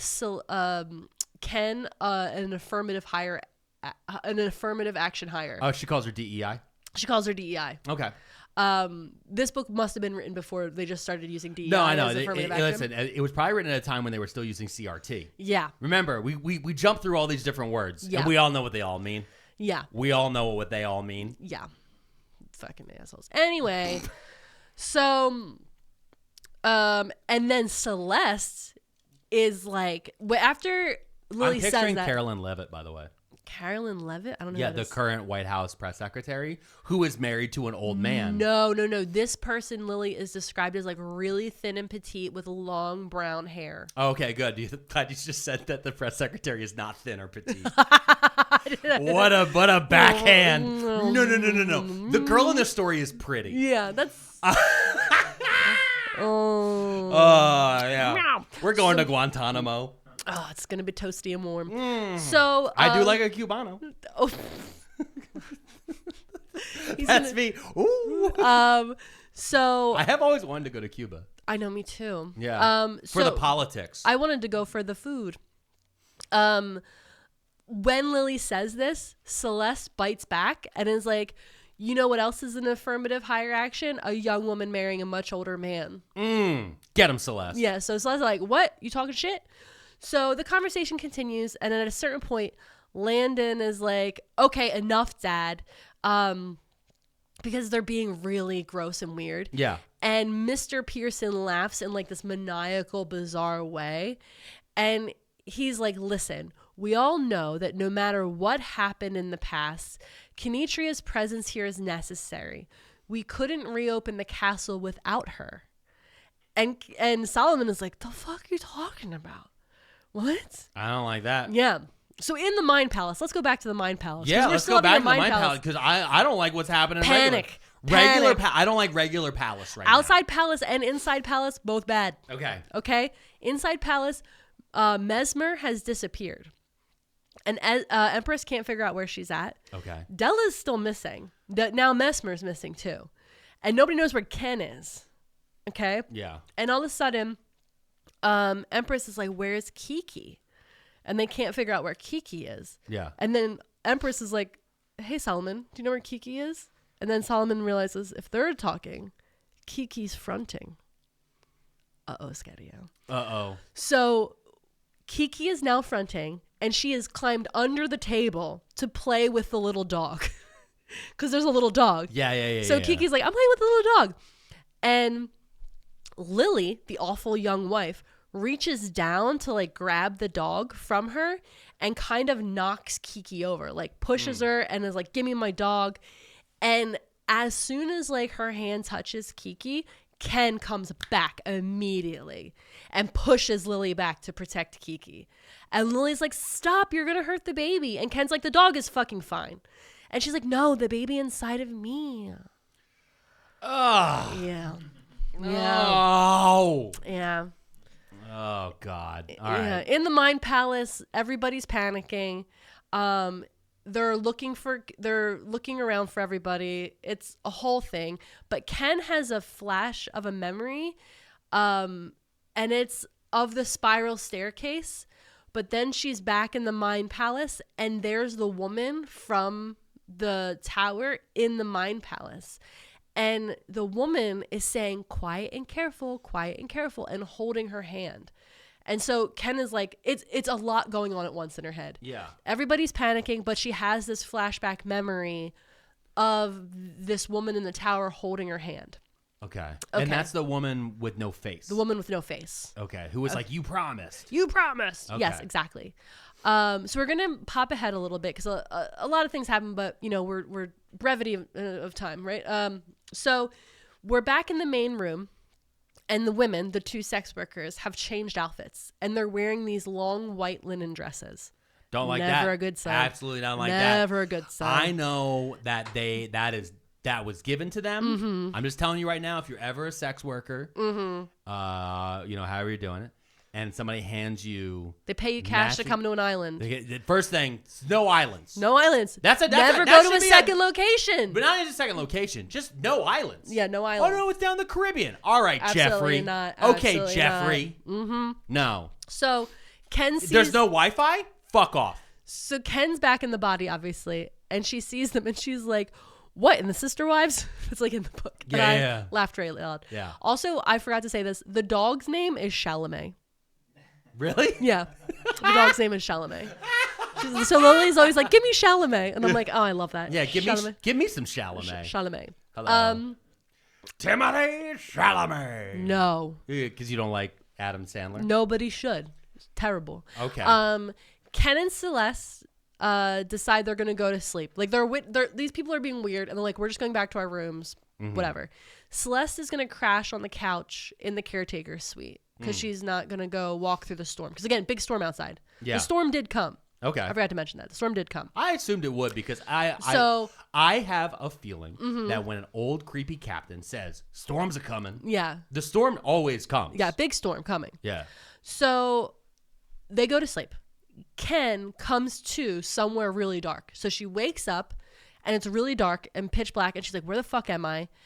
And she kind of like, you know, when you like feel your hands, like you rub them, and then she like kind of like touches her hands together because she's like, they feel dirty or dusty or something. And it's not dusty. It's gummy. And she has this like whiff of smell, and she immediately recognizes it, that like coppery iron blood smell. And all of a sudden, Landon is glaring at her with hatred. Like she just kind of turns and she sees Landon and Lily and the other people there. And Lily like falls to the ground crying. And right below her is Winslow Pierce, the dad, Landon's dad, in a bloody mess. She beat the shit out of him again? And not from a punch in the nose this time. He's severely beaten. His head is caved in. Like gross, dead, gore everywhere. And the weapon was a candlestick that was right on the floor next to where she was standing. And Landon's like, "What the fuck have you done?" She murdered the dad? I mean, the dad is dead. That's what I'm saying. She has blood on her hands. Yeah. But she didn't. I mean, maybe she did. She doesn't know. And she's holding the candlestick. No, the candlestick's on the floor. Okay. A little bits away. Okay. But it's within distance of her reaching it. Are they in the observatory? They're at the bottom of where the tower door is. Okay. Okay. So they're in the hallway with the candlestick. Uh-huh. Okay. And Ken I'm just playing Clue. I know. And Ken is like, I did not do this. I was sleeping. And Landon's like, how do you know?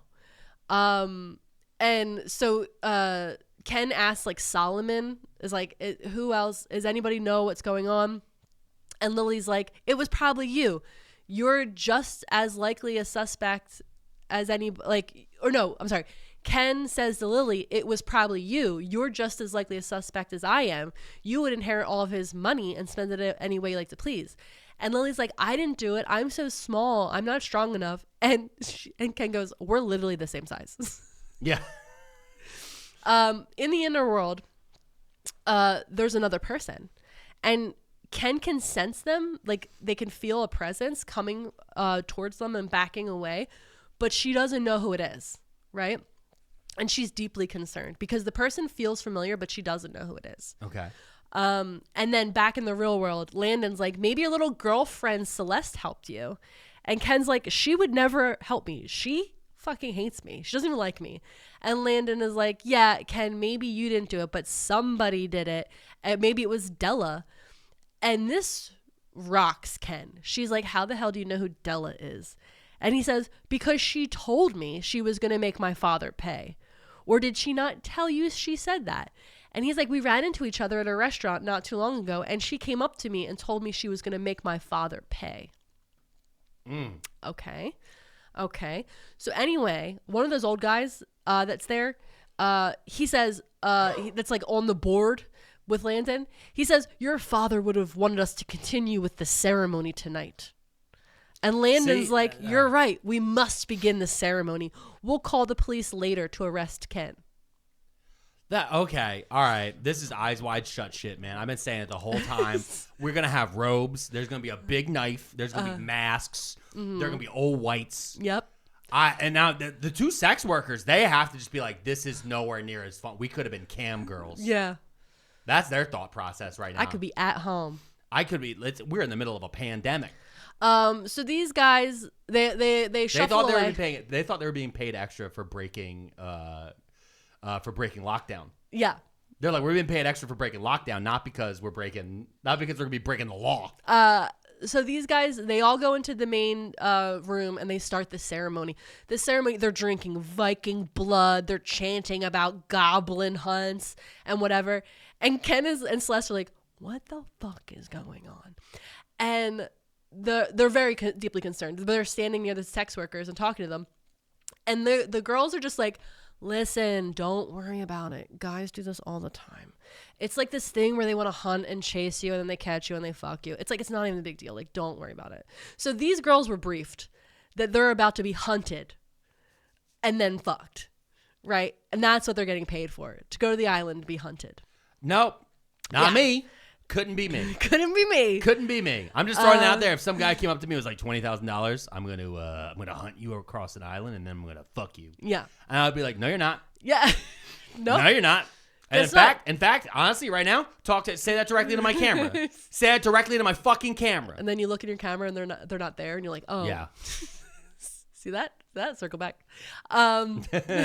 Very good. So. The ceremony ends and they're like, the hunt will begin.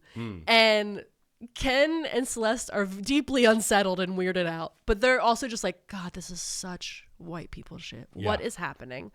But they go and hide because they're also like, we don't trust these motherfuckers at all. So they go and they hide like under this staircase in this one room. We're gonna get the goblins. No, I don't like this. And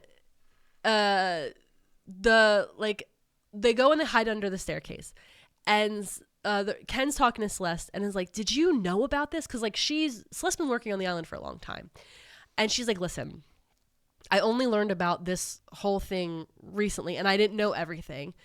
To help a friend, we were learning about goblin hunts and Googling it, and she was like, when you look at the history of them, they call them goblin hunts or whatever. But when I looked at all the paperwork of the accidental deaths that happen on this island, almost all of them fit a certain description. And they weren't the kind of people that would usually be kayaking to a deserted island. They weren't white guys. Almost everyone that accidentally, in quotes, died were women, undocumented immigrants, black or queer people. Mm-hmm. Situations where they wouldn't be missed, or that if they would have been made a cash offer, it would have been irresistible. And so Ken kind of scoffs and is like, are you saying that they're killing people? And then she, in a very dark way, makes this joke of like, I guess that's one way to help underprivileged people, is to bring them to an island and kill them. Yeah. So this book is nuts. Yeah. This book is crazy. No, I think calling it a goblin hunt is just so wild to me. Mm-hmm. That's just So we also find out here J.K. Rowling somewhere in this castle. Just huffing the mold. She loves huffing mold. She loves. And then getting on Twitter. Yeah. You know what my favorite thing to do? What? It's just to say, J.K. Rowling, they're a writer. Yeah. So also in this part of the story, we find out that Landon's mom had gotten COVID in the first wave and became disabled from chronic illness, and went from being a doting wife to needing a lot of care from her husband. And then suddenly she needed to go live in the castle to be away from people. And then suddenly there was a fall and she died. And then he just had this much younger wife. That was just lined up immediately. Yeah. Mm-hmm, okay. Mm-hmm. No, I get that. So as they're crouching, they're hiding, they're coming up with a game plan, if you will. Mm-hmm. They see a stream from a flashlight coming down the staircase that they're hiding under. And they hear someone talking, and they're like, I'm turning into a block of ice. I can't do this all night.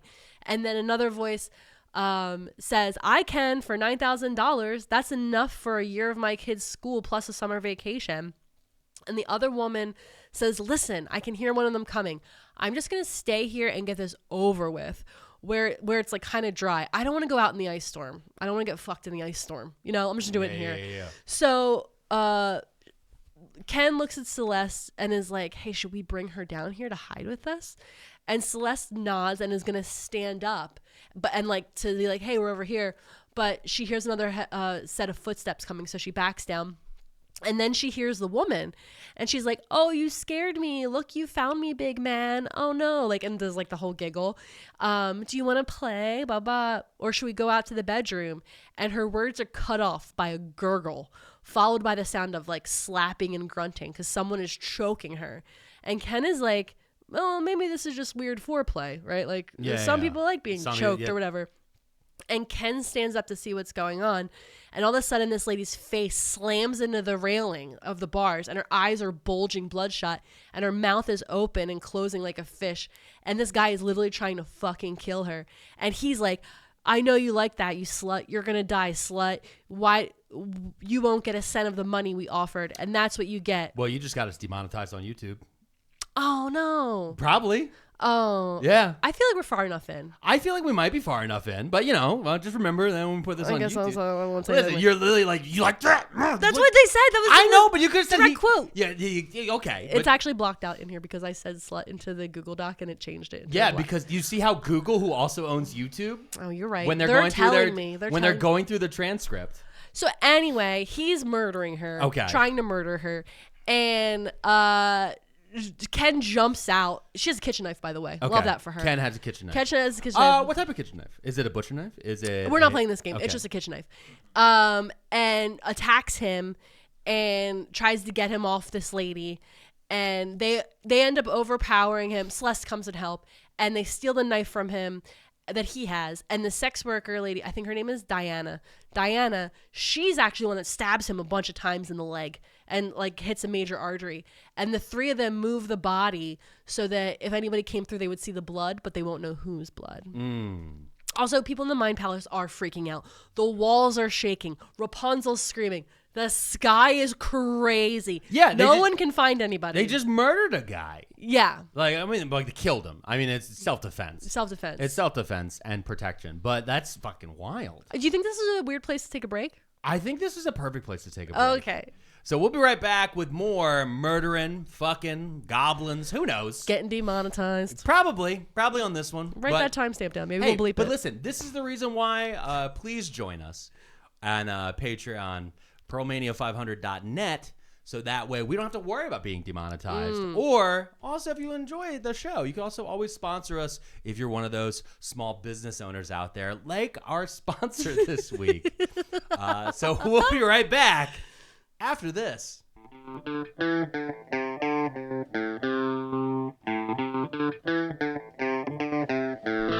And we're back. So all the ladies are running around scrambling. Everybody's running. There's a body on the They're ground. hiding through the castle and outside because they're getting hunted by 3 rich white guys. A classic tale. Yeah, a tale as old as time. And so everyone's running crazy, trying to figure out where to get to and hide. Well, I think it's 2 rich white guys now, right? They killed one of them. No, Landon and then the 2 old guys. Yeah, but they just killed an old guy. Oh, right. So there are only 2 guys left. There's Landon and 1 old guy. Yeah. Okay. You were right, but I'm also right, and we'll get to that. Okay. So, a classic tale. And in all this running and hiding, Celeste and Ken find a ladder, and they're going to climb up to one of the windows to get into it because they don't want to go through the main entrance because they think that one of the guys is like by the main door. Just hiding with a knife. Yeah, so they're going to try to go up through a window. So they climb up through the window, and they get into this room, and apparently Lily's up there. Lily is not being hunted. The wife. Pregnant wife. Okay. She's just hiding up there. And she's like, what are you doing in here? Get the fuck out of here. They said I didn't have to participate and blah, blah, blah. And they're like, whatever. And they have knives, by the way. And they're like, back the fuck up. And Lily has a gun. I'm like, you brought a gun to the knife fight? Anyway, they end up... That's unsportsmanlike. Unsportsmanlike, Lily. Anyway... What type of gun? I don't know. Like a handgun? There's a handgun. Okay. There's a walkie-talkie near her, and it goes off, and we hear Landon say, is everything okay up there, babe? And that's when it clicks for Ken that Landon and Lily would have a reason to get rid of Daddy Pearson if that's actually Landon's baby. Okay.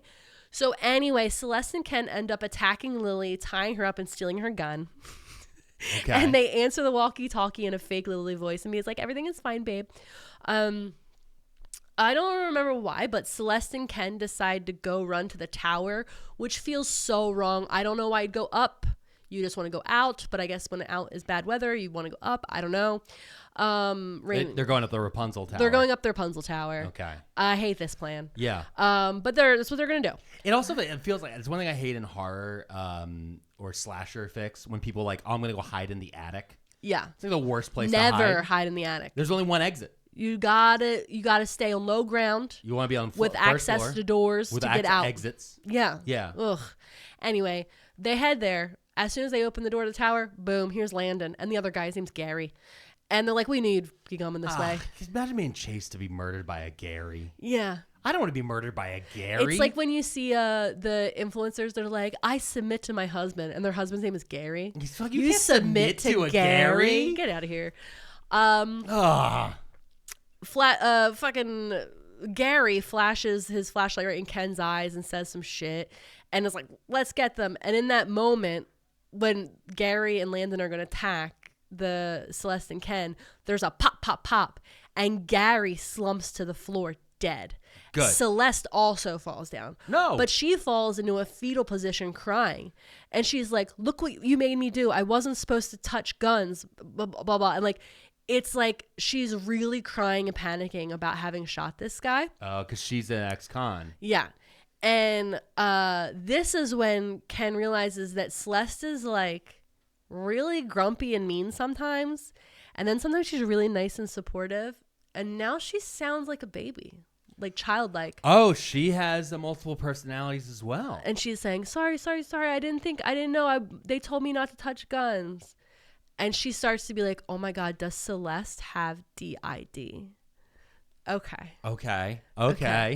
Landon grabs the gun. No! And he's like, you're both going to die here. No! So, I hate Landon. He's the worst. And as you know, obviously he's an evil villain, so he's going to give his speech. And he's like, do you really think I didn't know you'd be here? I'm the one that made sure you got hired. And Ken's like, why would I take this job if I knew that Kavanaugh Island and its connection to you? And he laughs and he's like, that third date thing, that never happened. I never told you about the island.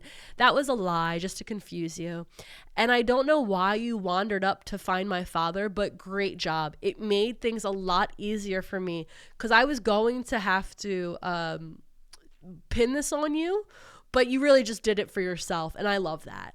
Thank you for a perfect setup. And he said, so he's still going on his evil villain monologue. And he's like, thank you so much for putting every single bit of information about your system on the internet. It was a perfect present. All the descriptions of all your little friends in your mind and how the system works. Thank you, Empress. Oh, no. Our poor little trusting anime girl. Yeah, she put it all on the internet. And then the ex-boyfriend who was stalking, looking for her. She doxed herself. Yeah. Imagine doxing your mind palace. That's a lot. So that's why you need to use delete me. Hashtag with my ad. promo, I don't even know if they're a sponsor still. Anyway. Yeah, so they get into a physical altercation. They start fighting each other, obviously, because he's given his villain monologue. Yeah. And he's trying to attack her and hold her down, and she's punching him in the face. And, like, again, she's not as strong as she used to be, so she keeps being like, I'm gonna knock this fucker out. But she's not, like, her arms aren't as strong. Yeah. And there's a point where, like, he's choking her, and he kind of has her up in the air. But, okay, so there's just... He's got one of those chokes, got her up in the air. And my girl, this is my girl Ken right here, has a boot knife in her docks. And I was, as soon as I read it, I was like, of course you do, girl. And so she pulls her boot knife out and stabs him in the side. And I cheered. I audibly cheered. Nice. I love a boot knife. So she stabs him in the side of the gut. Also, good on her for holding on to that boot knife for so long. Yeah. Because I would have pulled that boot knife like I went the first guy. Yeah, the first guy. No, that was her kitchen knife. Yeah, I'm saying though. She was like, no. The boot knife is for the extreme last thing. Last minutes only. Yeah. So he's there. Landon's bleeding and cursing, and he's still alive. But anyway, he's yelling at her, and she goes to help Celeste, and is like, "I'm gonna get you out of here." And as she bends over to help, all of a sudden she gets bashed in the side of the head. Right? She gets almost knocked out, and as her eyes are like fucking going in and out of being able to see, she sees the old boat guy, John. Uh-oh. And Captain he says, John. I know just what to do with you. Ah, that's so creepy. Mm-hmm. I know just what to do with you. That's right. We're going to make Gordon fishermen fish sticks. Fish sticks. We're going to get some cod fish sticks. Everyone makes fun of me raincoat. But look at me. I'm just surrounded by all this wet. So she gets her head bashed in, and she's knocked out, right? But the Mind Palace, they're having a hard time. Of course. Solomon and her are having these flashes of memories, because Solomon is talking. By her, you mean Ken? Ken. But they're talking. Solomon is having like this internal conversation with Rapunzel. Rapunzel's here, okay? She's not screaming. They're talking. And they're flashing in and out of these memories.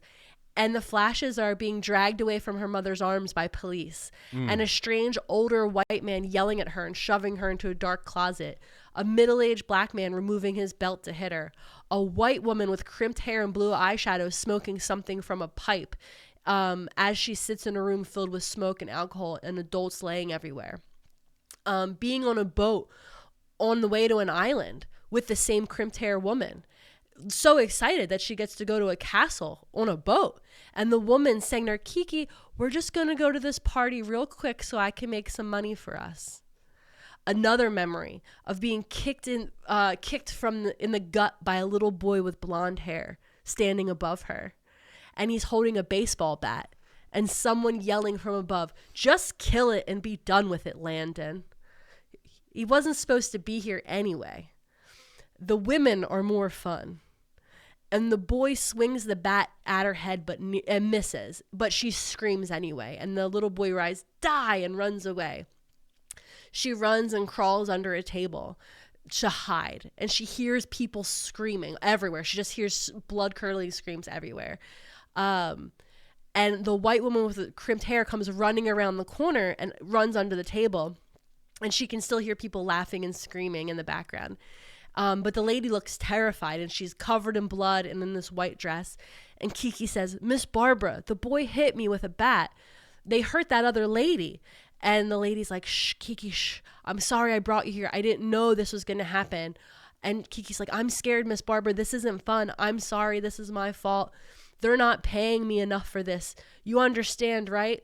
Anyway, Miss Barbara goes and opens a window and starts climbing out of it. And Kiki's like, you can't leave me here. Don't leave me here.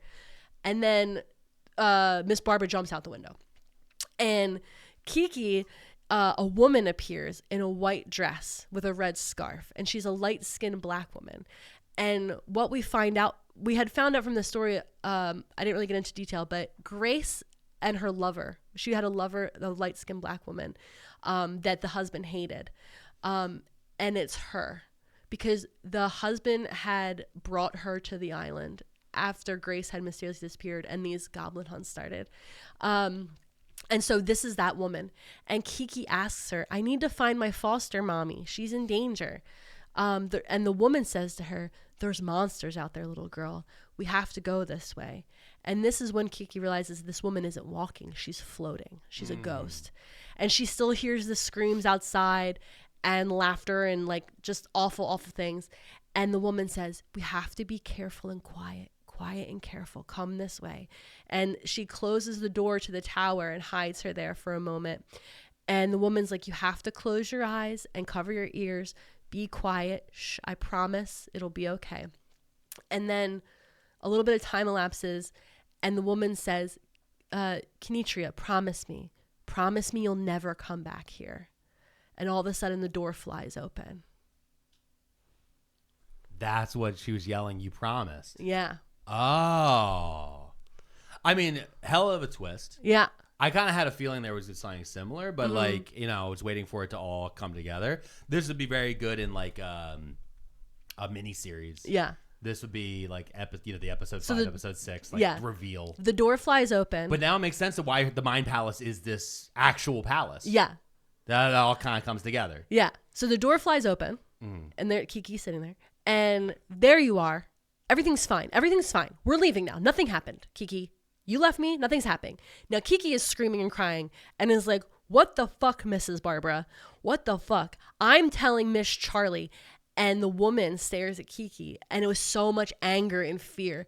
And she's like, no one's going to believe you. If you tell the social worker, no one's going to believe you, and you're never going to see your mommy and daddy again. Do you hear me? You can never tell anyone what happened here, or you'll never see your parents again. And then Barbara and Kiki are taken off the island. So obviously this is a chunk of memories, but we get back to like a view of Rapunzel, and Rapunzel's like, this isn't all of the memories, but this is all I'm willing to give you. I don't want to burden you with any more. Right? So we're back in our body, and Ken is being carried. Well, hold on. Rapunzel, you could have warned her years ago that her boyfriend tried to murder her as a child. Rapunzel, you could have mentioned, hey, instead you've just been screaming for 33 years. At the top of your lungs, just screaming for 33 years. Not Better once, communication skills might be needed. Just a little bit. Yeah. I'm a little mad at Rapunzel now. Okay, I understand. Because like there's certain things you could have revealed. You don't have to reveal everything. Just so you know, what happened to you was really bad. Don't ever go to any island castles. Just never go to an island castle. No island castles. How bad? You gonna scream that? No island castles. That's all you had to scream. And then you would know every day. What's the one rule? No island castles. No island castles. So anyway, that's all happening. Island forts are fine. You can go to Island Fort. Go to Puerto Rico. Go check out an island fort. Can we please go to Puerto Rico? I would love to. Wepa. Yeah, I want to go. I know. So all that was happening in her mind while she was because she's knocked out, right? But we're back. She's waking up. Ken is being carried over someone's shoulder. And as soon as she comes to, she's like, where's Celeste? And the voice says, don't worry about her. She's my special treat. I always think she had a thing for me. And the way she glares at me. And Ken's like, why don't you just kill me now? And John's like, that'd be no fun. Oh. That's the thing about people like you don't understand. It's not about the killing. It's about the tradition. Goblins bring chaos to their communities, and you have to take them out the same way. And Ken's like, have you been part of this all along? And he's like, yeah, I've been on many hunts over the years. Yeah. Tradition. Ken is like, why would you do this? Why would you kill people? And he's like, I'm just being of service to my community. And honestly, it's really fun. Ugh. So he ends up throwing her in a well, which is like a big pond. It's like this whole thing. It's like a pond where all the water goes to. Yeah. It's like but it's a well. Rain pond. Yeah. Oh yeah, rain pond. And it's really dark and wet and the water and cold and the water line is going up and she can't really get out. So he's like, you're going to drown in here basically. And as she's trying to find her bearings, where her feet are barely touching, there's something that keeps hitting her, bumping into her. And she feels around and just by like a splash of moonlight, she sees that it's a body in the water. Yeah. It's Landon. Ah. John put Landon in there too. Yeah, because he died too. Yeah. Because she stabbed him. Yeah, because she stabbed him. Got it. So in the Mind Palace, we find out that intruder is Lottie. That's the name of the intruder, Lottie. Okay. And Lottie is the woman in the white dress with the red sash in her hair. Okay. So she has multiple personalities now and a ghost inside of her own brain. She's always been there. She's just been hidden to everyone except for Kiki because she's Kiki's imaginary friend. Got it. Yeah. Okay. No, that makes sense. And she was the one that was fronting to make the decisions to come back here. It wasn't Della at the front.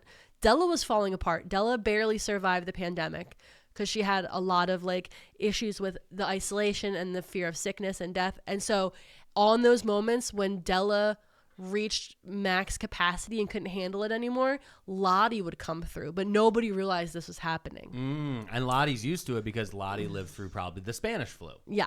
And she's like, oh, we're doing this again? That's crazy. I wish y'all would read a history book. Yeah.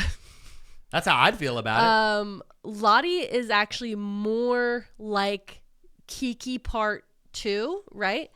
Lottie's really angry and she's mad about being abandoned, and she decided that much like Ken in the story is described in the past as having suicidal ideations, Lottie also has them because she's so angry. But instead of doing self-harm like Ken had, she decides that she's going to go back to the castle in almost a suicidal attempt to kill Pearsons and also end their own lives in like a big dramatic fashion. Oh, so Lottie signed her up to be the caretaker. Yes, exactly. And this is kind of a suicide by cop. Yeah. Like last hurrah blast off. Okay. Exactly. Would it help if you had told everybody that, Lottie? Nope, they don't. No, the lack of communication is key here. But they have an app. They have an app for that. They have an app. The water's rising. Everyone's panicking. Yeah. Water's rising. Ken can't swim. But fun fact, Lurk can swim, and he's back, baby. Hey, we love a Lurk. Lurk's back.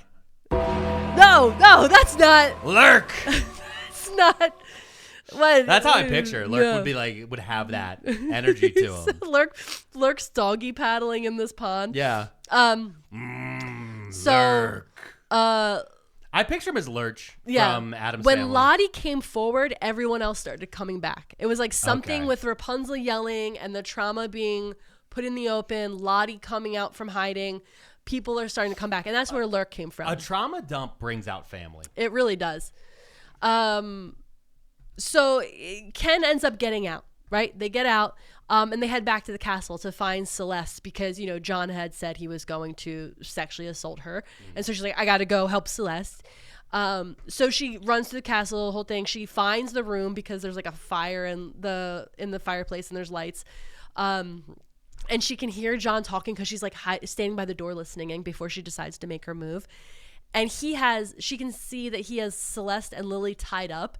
And he's like, this is the worst line in the book. He's like, give me a little bit of time, gals. Once the Viagra kicks in, we're going to have a great time. Yeah. I know. That is. I know. He didn't even say Blue Chew. Nope. They don't have the ad. So this is how old this man is. Yeah, he's not even doing a he doesn't even listen to podcasts. Yeah. He's so old. He's on a boat and he's not listening to podcasts? He's probably listening to Jimmy Buffett. Oh, no. He's one of them Jimmy Buffett boat captains. Stepped on a pop top. Going on goblin hunt. No. Because I'm a big traditional captain. So Ken runs to attack him, even though she's really beaten up and just got out of a pond. But in the background, it's like, I'm just Ken. That's how she probably gets rid of all the personalities. I'm just Ken. I'm just Ken. So he sees her coming and deflects. But out of nowhere, because he has boat muscles. Out of nowhere, Mesmer comes in with this fucking like karate chop move to his face and kind of hits him in the throat. It's actually Tai Chi, but she does Tai Chi fast and just gets him right in the throat. Well, because Tai Chi is just slow karate. Exactly. But you're learning how to do the move perfectly over and over. You go, bah. So there's a scuffle. Okay, there's a scuffle. He grabs a stick and is gonna try. He's trying to slam her head in. But there's like a big body of armor, like the body of armor John's nearby, and she grabs the sword from it and swings it at him and cuts him right in the side. And then as he falls, she pulls it out of his side and stands on top of him and stabs him in the belly, standing him over him. I like that. One of these right straight down ones. Yeah. Got you. Yeah. Dead. Yeah. Cut to 1 week later. Hold on, real fast. Yeah, okay. Captain John. He was definitely there during the first time, too. Yeah. So it's like, it's good. This is good at what she's doing. Yeah. I'm glad she's getting that revenge from when she was 4. Yeah. 33 years later. Got him. Murdering that boat captain. Got him. Yep. Because he would have been like, if he's a boat captain, why the fuck are you allowing a 4-year-old on your boat to go to the murder castle, dude? The murder rape castle? Yeah, because he's traditional. Okay.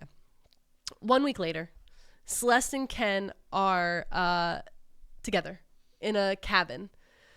Things didn't go super smoothly after they left the castle. Yeah. 2 bloodied, beaten black women with criminal records and a heap of dead white men, and 1 pregnant damsel in distress screaming about how these 2 are killers. Not great for them. Yeah. Especially they're also very rich. Yeah. So the story made the news. Obviously, it was all over the news. Yeah. And Diana, the 1 sex worker that got away, actually came forward and backed up their version of the story after striking a deal with prosecutors not to be charged because their Johns tried to kill them. Yeah. And this is when we learned that Celeste started a relationship. Wait, time out. Okay. Did just the 1 sex worker make it out? Did they kill the other one? Yeah, I think only 1 made it out. Okay, just Diana, just who Diana was getting choked. Yeah, and they helped her. Yeah. And then all the men got murdered. Yeah, no. He was choking her. You got us demonetized, and they saved her. Okay, I'm sorry. All right, that's fine. So she stepped forward and she said, "Hey, no, actually," and then everyone believed her because she's a white woman. Yeah. And they're like, "Okay, that's different." Yeah. Okay. And then we learn that Celeste actually had started a relationship with Lottie when Lottie was fronting. So basically, they have been doing polyamory at the expert level. Okay. Okay, yeah. It turns out that Empress's online activity is how they met. So like Celeste had met Lottie online through Empress and started dating, and the fronts didn't know what, like, people weren't paying attention to what was happening because nobody knew when Lottie was fronting. So they didn't realize that they knew Celeste. But the other thing is that like Celeste, her grumpy face forward, doesn't like Ken. So like there's 2 DID personalities and only some of them like each other. Oh my God. Oh, this feels like when whenever you hear about like conjoined twins. Yeah. And only one of them is married. Yeah, and you're like, Jesus. those conversations gotta be weird. That's gotta be a fucking bizarre night. So anyway, yeah, they live happily ever after. It's the end of the book. I mean, I think they live. Yeah. I'm not gonna say happily ever after. Listen, they're having a time. They're having a time. I'm just saying it's because like you think it's bad enough when people are off cycle. Imagine the wrong personality comes forward that day. Yeah. That's fucking nuts. All right, so let's take a break. When we come back, we'll discuss the book. Yeah. We'll go over what we liked, what we didn't like, and all these other different things. And then we'll say our goodbyes. So we'll be right back after this. Pearlmania, Pearlmania, Pearlmania, Pearlmania. 500.net. That's right. If you want to join our Patreon, you can always join us at pearlmania500.net or patreon.com/pearlmania500 for exclusive content and ad-free listening, and all that fun stuff. And let's look. One of us knows a thriller by Alyssa Cole, and it turned out actually that's a misnomer. Yeah, because 2 knew. All of us. No. 2 of them knew. Oh, 2 of them Rapunzel knew. Yeah. And Lottie knew. Yeah. Not to go there. Yeah. And actually Lottie was like, no, we're still going to go there. I'm going to go there. But like so one of us knows is a misnomer. But it's a great name. It's a good name for a book. Yeah. If it said two of us knew, it wouldn't make any sense. It would make sense. What are you talking about? One of Us Knows is an amazing name for a book. Alyssa Cole, amazing. It was really well paced. Yeah. Just incredibly well paced. I really like the build on it. It had a little bit of like a Shutter Island feel. Yes. It has a very much a little bit of Shutter Island feel, mixed in with, the Eyes Wide Shut and that like evil, the evil murder island, all those different things. Actually, what it felt like? It felt like, what was that? Was it The Meal? The Menu. The Menu. It has like a mix of like them. If the Menu meets Shutter Island, meets Memento, like it's a couple of those different things, like all kind of mashed together. Yeah. And so if you like any of those, I think this is perfect. This is a good book.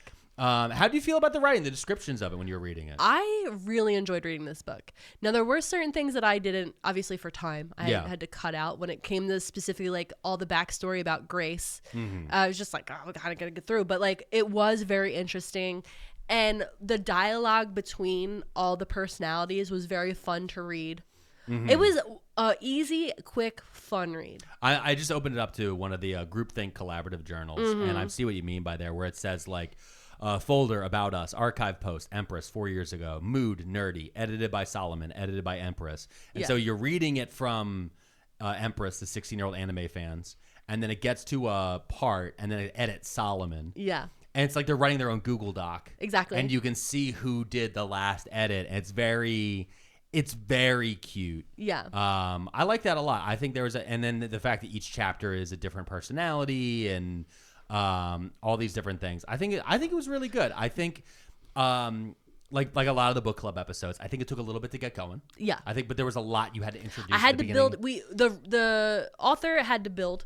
And therefore, I had to follow along and build because we had to build the Mind Palace. You had to know who the characters are in the Mind Palace. No, and I think I think a lot about years, and I think I mentioned this before on the pod.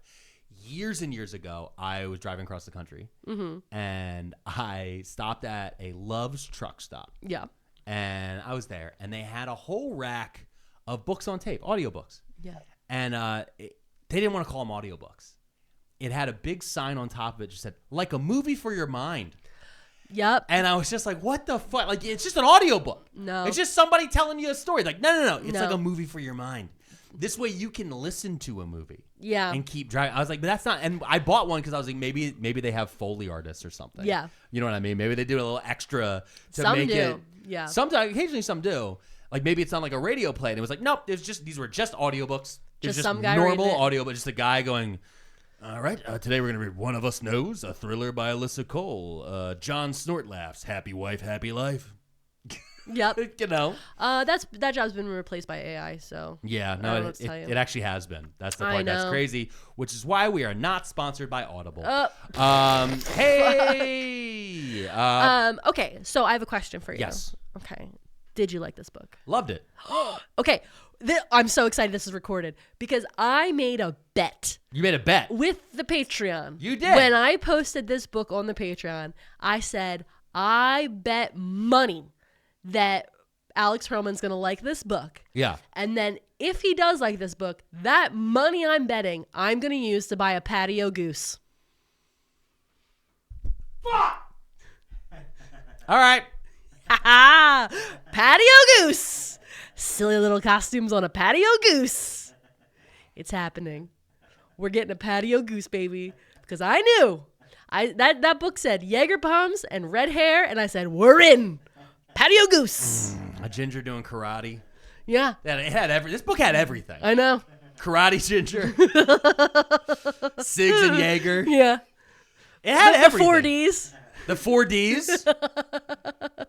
The 4Ds. The Heritage Foundation trying to hunt humans for sport. Jesus Christ. Yeah. What didn't this book have? Wi-Fi. It didn't have Wi-Fi. It didn't have Wi-Fi. Notably didn't have Wi-Fi. The book notably didn't have Wi-Fi, which to be fair, is actually how you can write thrillers these days. Yeah, you have to kill the Wi-Fi. Again, if they were upstate New York, but they still had cell service. Yeah. You have to constantly, that's one of the hardest things about writing books like this these days is like, how do you remove cell phones? Yeah. And they always have to have either their cell phone has to be taken away, you have to be at someplace with no service, you have to be, there's all these little tiny steps. That's why you shouldn't go to places without cell phone service. Oh, you want to go to Antarctica? No. I watch True Detective. Leave me alone. Absolutely not. Okay, great. I'm so excited you like this book. I did. I really like this book. Does she have any other books she written? Yeah, I think so. I think this. Oh, here we go. Yeah. Runaway Royals, Reluctant Royals, A Loyal League, Off the Grid, and Other Works. So she has a bunch of other books. So I would say definitely it looks check like she her has out. a bunch here about royals. Yeah, definitely check her out. So great. Loved this book. It was so fun to read. There's more in the book than what I, went through, obviously. Can I tell you, I knew you loved the book because when you first started reading, I was like, how's the book going? You're like, it's large print. I bought the large print edition. The large print edition, and I can never go back. I love a large print. Yeah, I know. As someone who's in a constant how I know? You know how I know you love a large print? How? Because we've been watching Matlock. We've been going to bed at 9. I wish we were going to bed at 9. We've been getting in bed. We've been getting in bed at 9. We've been getting, because I've been hopped up on cold medicine. You're deep in the Benadryl. Yeah, and now you're about to invest into a patio goose after I invested into a producer. Yeah. You were like, let's get a producer to backdrop. And I was like, but what about patio goose? Yeah, what about a patio goose? So with that, I just want to say thank you to all of our listeners out there. To all of you, thank you guys so much. Thank you to our producer. Thank you to Mrs. P for reading this incredible book. And listen, guys, go to your library. Check this book out. It's even better than what we just did. Yes. Okay. There's a lot that was left out, even though we spent 2 hours talking about this. Of course. Yeah. I don't. If I just tell you to read the book, look how thick the book is. Then I'm an audio book. Look how thick. It's a thick. One of Us Knows, a thriller, Alyssa Cole. Everybody have a great week. Guys, have a great week. Well, let's hit that theme and get on out of here. Too many frauds and too many scammers that we wish weren't real. Too many cons and too many spammers, and we're starting to feel like we've got too many tabs open. It's too many tabs. Remember to smile.